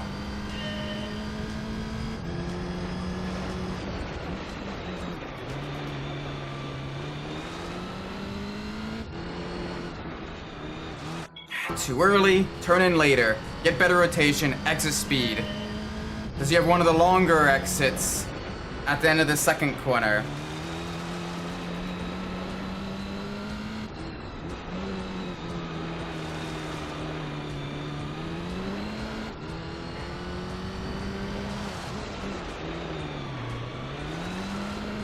Hi, thank you, Boomerang.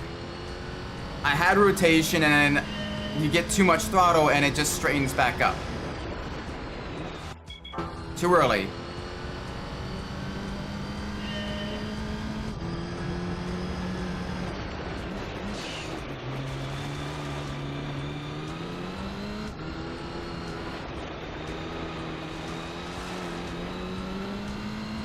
There we go.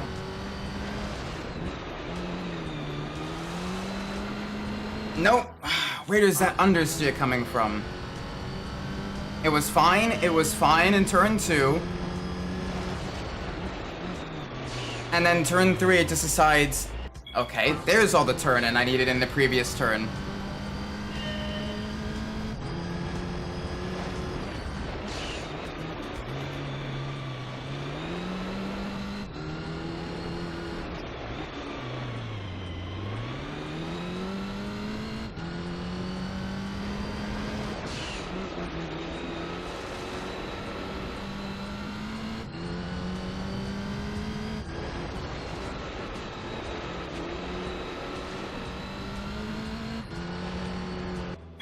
Okay, ever so slightly quicker. So now I just need to get the second turn. I need to do everything exactly like that. But I need to get the second turn quicker. Quicker, not spin, please.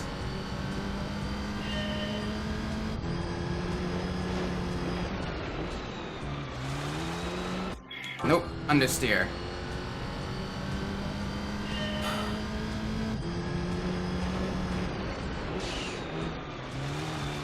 Nope, inside wall.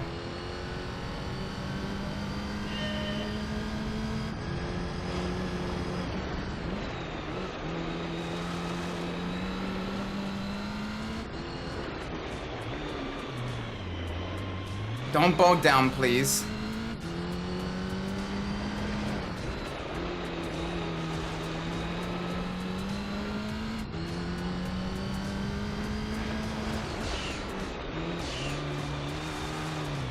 Nope, no inside wall, please. You gotta rotate it.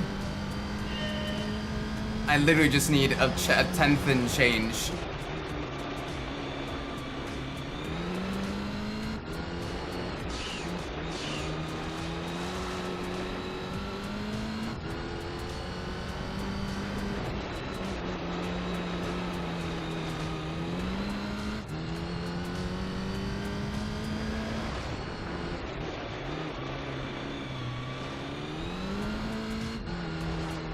Motherfucker, if I didn't mess up that final turn. Okay, I need 400s now.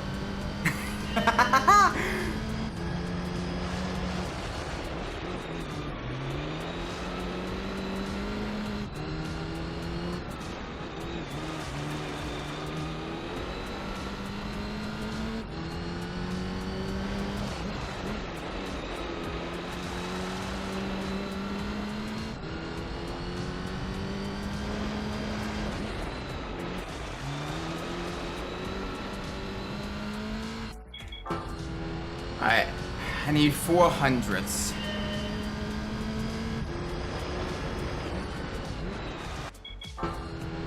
It's not even that it's a difficult section either. It's 4 nearly identical hairpins that are all pretty much constant radius.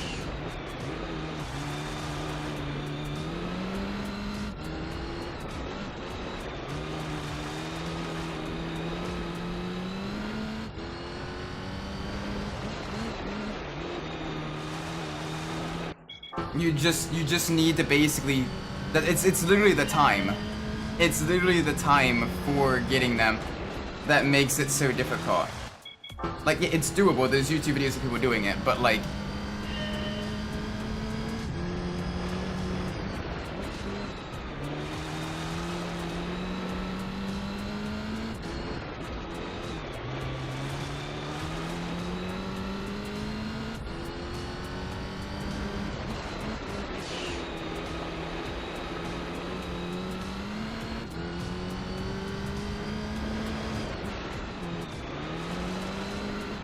you fucking... It didn't want to rotate through there.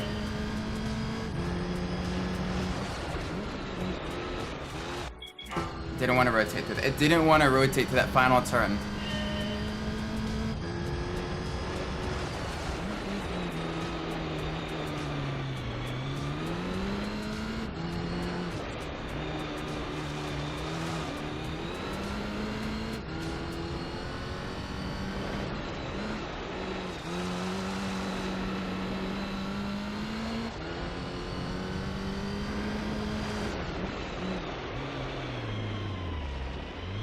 And it bogs.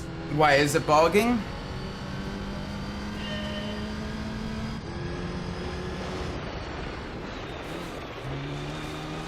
I swear, that final turn has a completely different grip profile compared to every other turn in this section.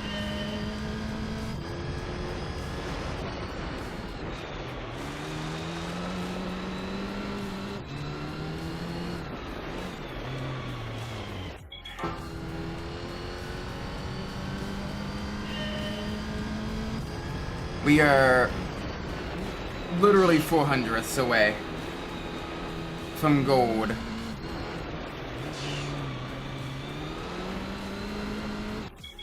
A boomerang there.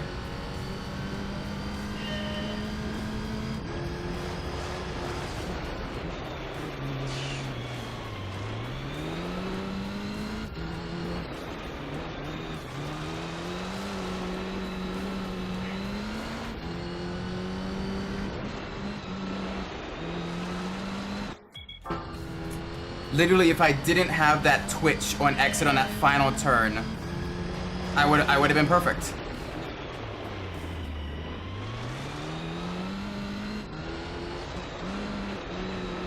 That twitch literally was that 0.04 seconds. Like, that is less time than it takes to blink. And if we can notice that twitch, then that is where we lost the time. That twitch literally cost me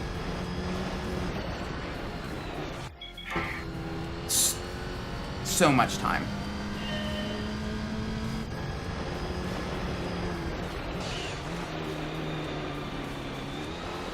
Okay, hi.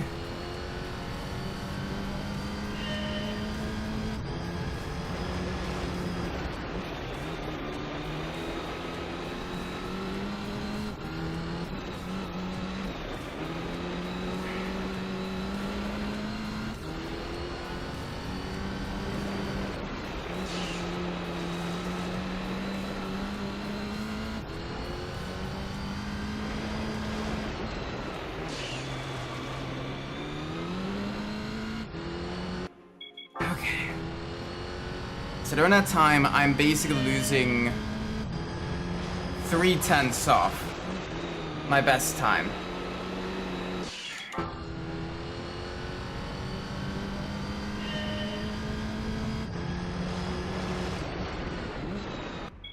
Too early.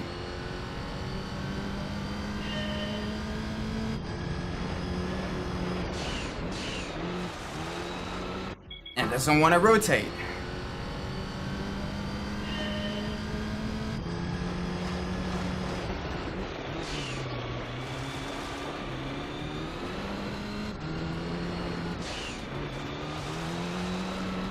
It doesn't want to rotate. Come on.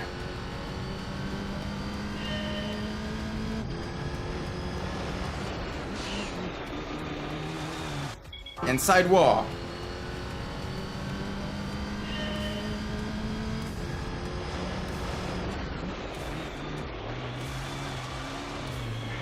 Inside wall and it bogged down. Okay, come on. How exactly did I do that, except for the final turn where I need to do it just ever so slightly different and not, like, twitch on exit?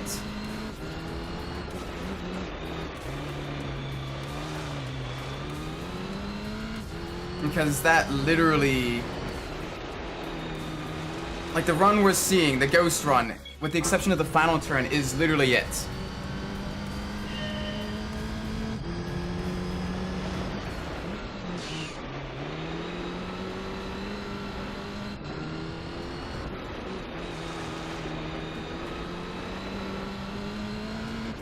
Alright.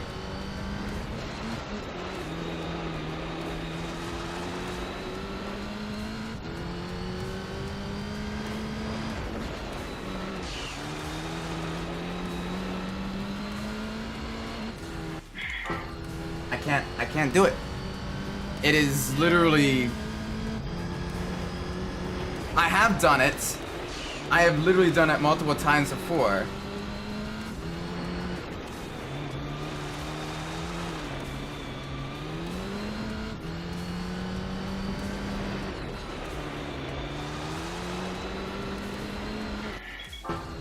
If I didn't get that understeer at the exit there, we would have been fine.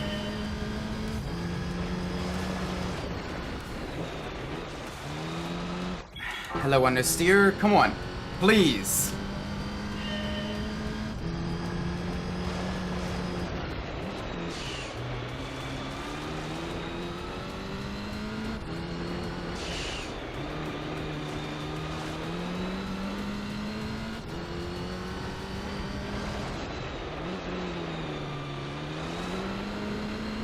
No. Okay. Keep it turning left.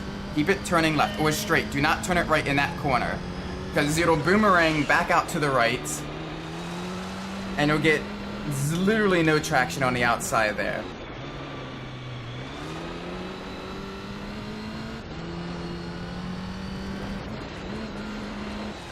Too early.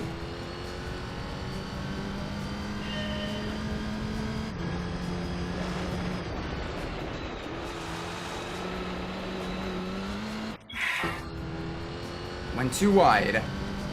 I need a little bit more braking there. But I can't have too much braking, otherwise it bogs down and it gets too much rotation.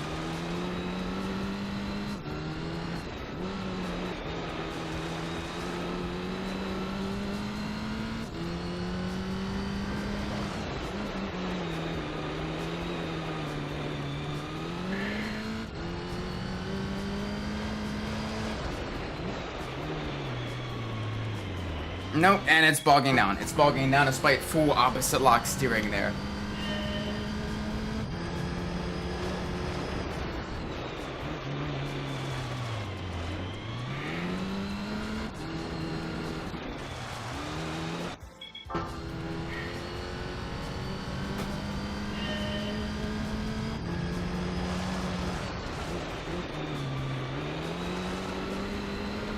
Okay, understeer. It's doable. It is doable. I have done it before, and I don't know why this is giving me this much trouble. I know it gives me trouble, but this is probably the most trouble it has given me. Probably entirely.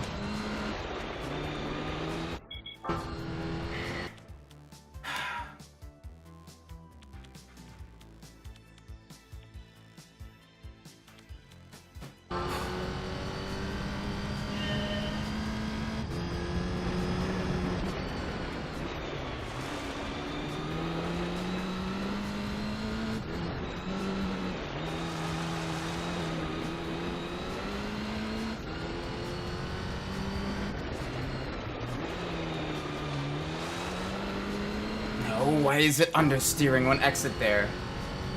0.4, I know, 0.443. That is literally how far off we are. And it's due to the fact that I got a twitch out of the final corner. And that absolutely killed my speed. Inside wall.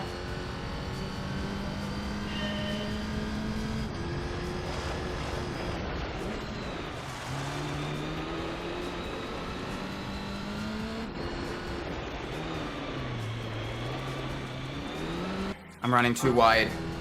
That's a good 3/10 there, literally in those 2 turns.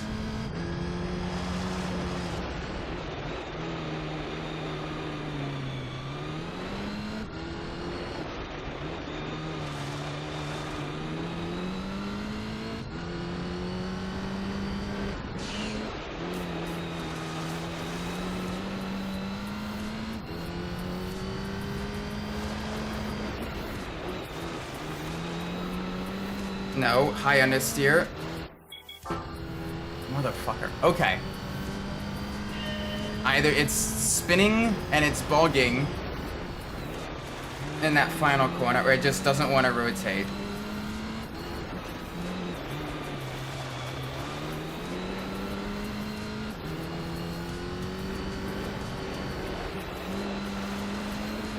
High wall.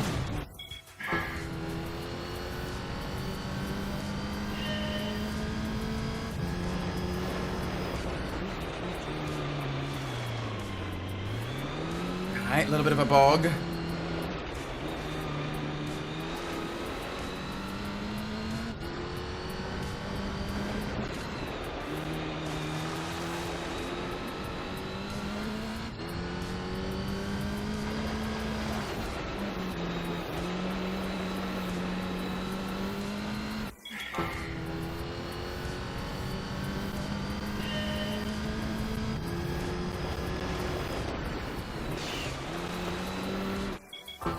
Understeer.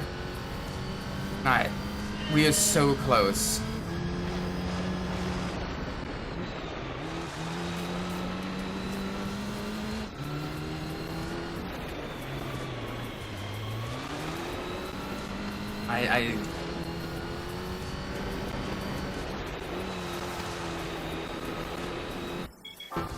I'm losing my sanity just a little bit here, as I'm trying to figure out where exactly this 0.043 seconds I need to find are.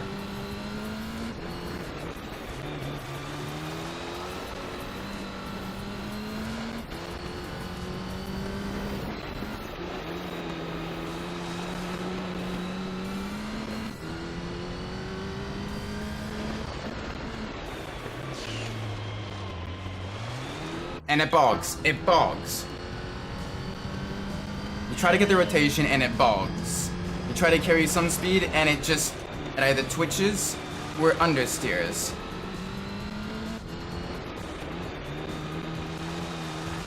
Inside wall. That's the 10th right there. Immediately, as soon as you touch it.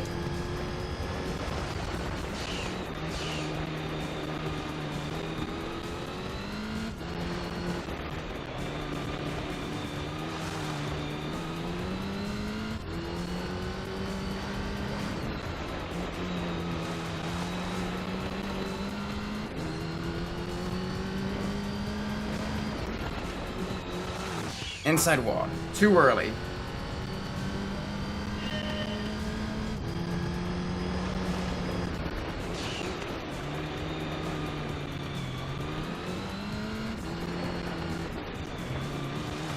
Inside wall.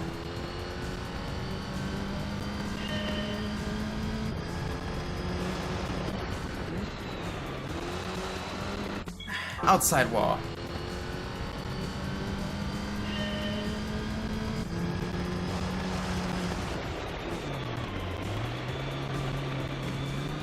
Too wide.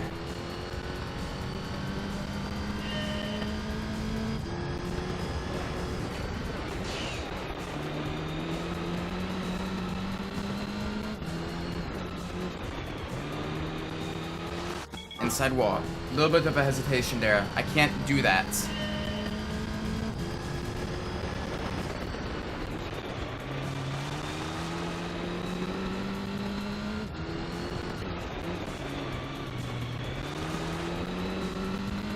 Alright.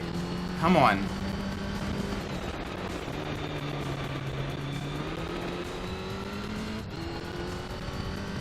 Go too far back to make a difference, but I want to see if I can't take this better. What is the line through that corner? What is the line through that corner? What is the line through that fucking corner?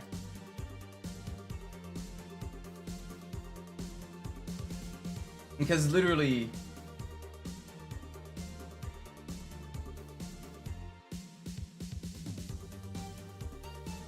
they go all the way to the outside, 4th gear, and they just... it just turns for them. It turns for them. And I don't know why. I don't know how. I don't know why. It turns for them. Like I'm doing the exact same thing, and it's turning for them. And I'm losing my sanity.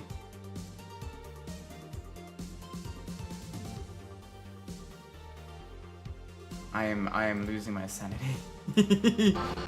Okay.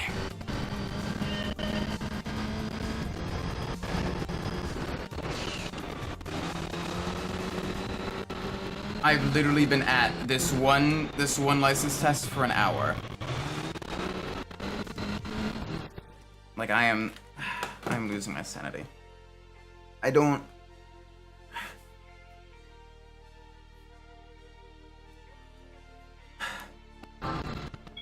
But I know if I come back to this like a week later, I am literally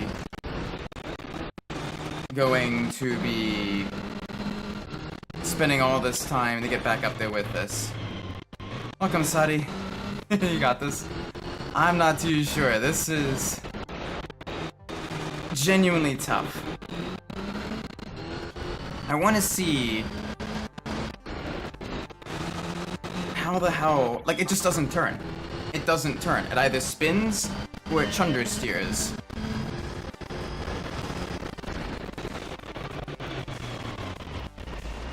Well, there's the rotation I needed on that turn previously. Too much rotation. It'll bog down.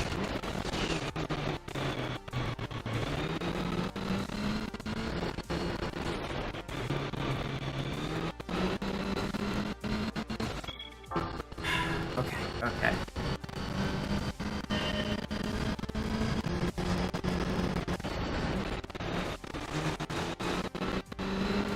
Okay, no rotation.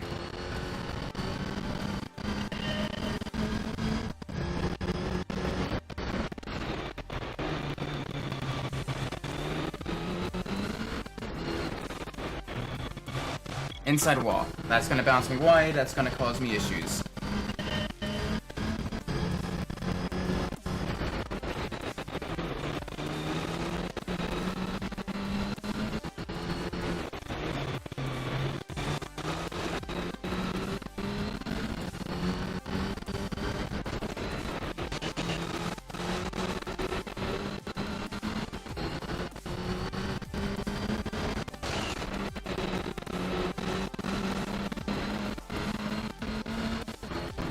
Motherfucker, finally!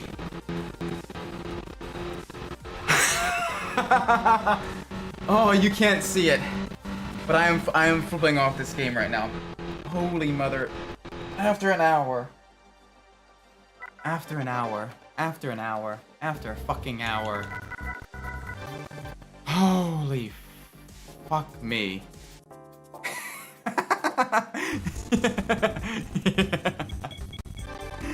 I'm gonna save. Thank you for the GGs. Holy fuck. That is probably one of the hardest things to do in this game. Everything else is downhill from here. Everything else is easy. Everything else is easy. Like, literally. I'm gonna go back. I'm gonna go back, alright? This is this same course, different section, alright? I'm gonna get gold in like 5 minutes. 10 tops, right? Super, super easy.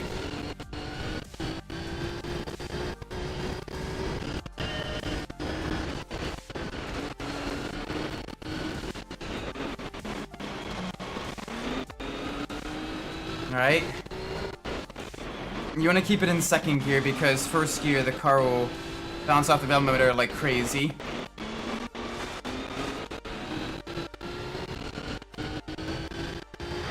Boom. Literally first try. The previous test took an hour. This, literally first fucking try. I shit you not. Literally R6 is the bane of my it was the bane of my existence. And like I got it by 0.003 seconds. I got lucky. That's entirely luck based. Everything else that you can reasonably a reasonably skilled player can get gold on. That one right there, R6. Fuck that one. Alright, and then literally. Oh. Let's not short shift. You gotta remember, it shifts right at the line.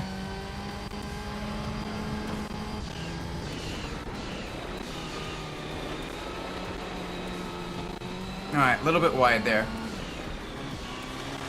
But this, we just need a solid time. We just need a solid time through the course. No issues. No issues at all.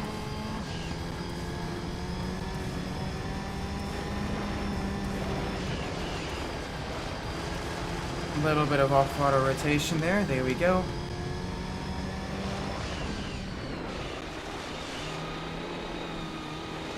Nice and smooth. Back this way. Again, we want to shift before the red line because these aren't exactly the highest revving engines. It is the gear more towards torque. So we want to shift a little bit earlier.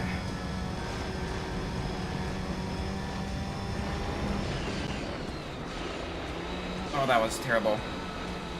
I learned literally nothing from RS6.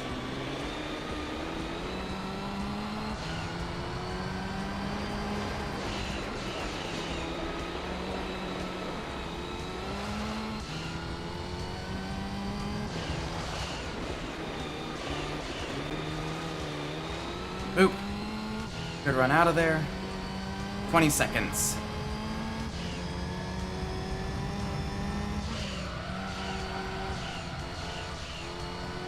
Ten seconds. 9, 8, 7, 6, 5, 4, 3, 2, 1, 0, 9.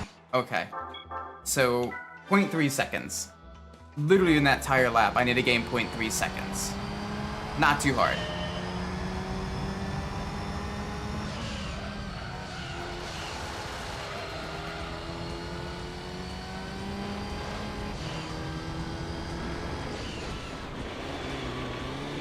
I say as I immediately lose about 0.5 seconds. But that's okay. That's alright.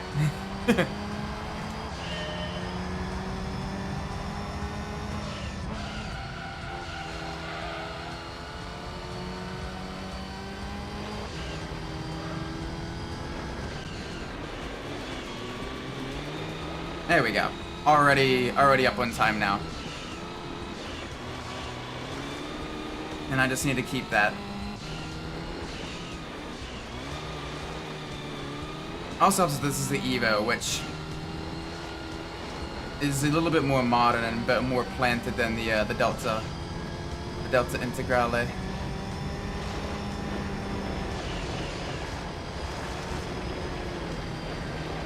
Alright, a little bit wide there. That's going to cost me just a little bit of time.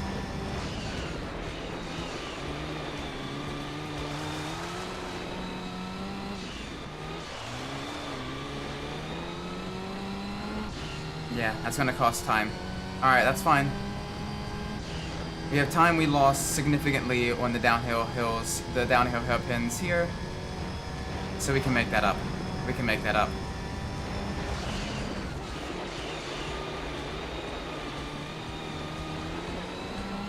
Oh, we can go even slower.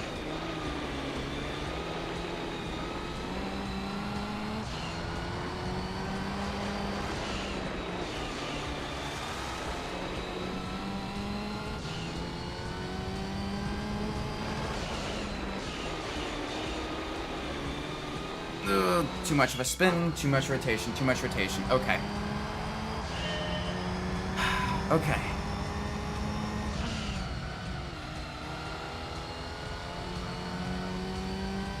I'm messing up basically on the hairpins.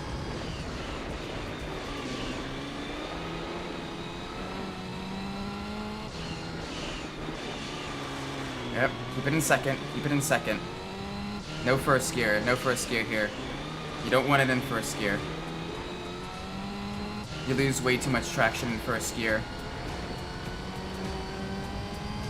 You're better off going a little bit slower. Oh, a little bit lower RPM range.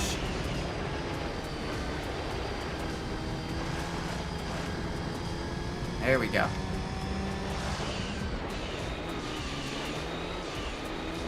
Alright, that killed a lot of our time there. That's killed way too much time. Fuck. Okay.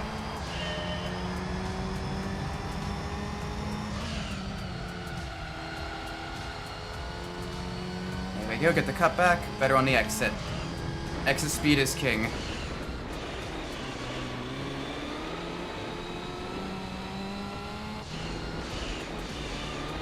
We got these corners so much better, and then we're struggling on the seaside section.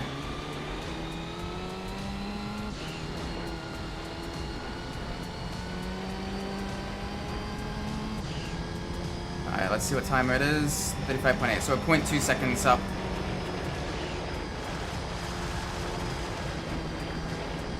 Alright, there we go.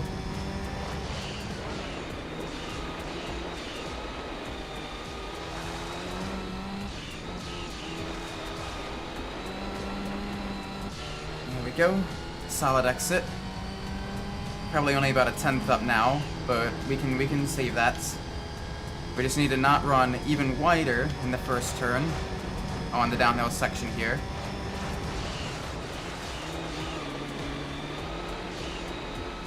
There we go. Better line.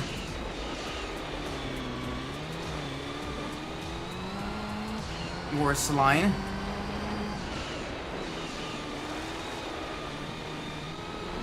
Better. There we go. Okay.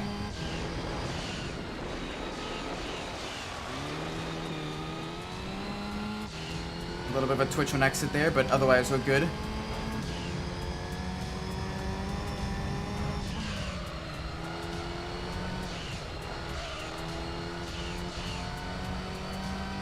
There we go. We didn't run nearly as wide there. Use some off-auto rotation. Boom.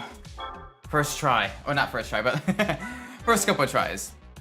It literally took me longer to do a full lap of the same course that RS6 was on and get gold than it was to get RS6 gold. Holy fuck. We got it. And because we got all gold in the R license,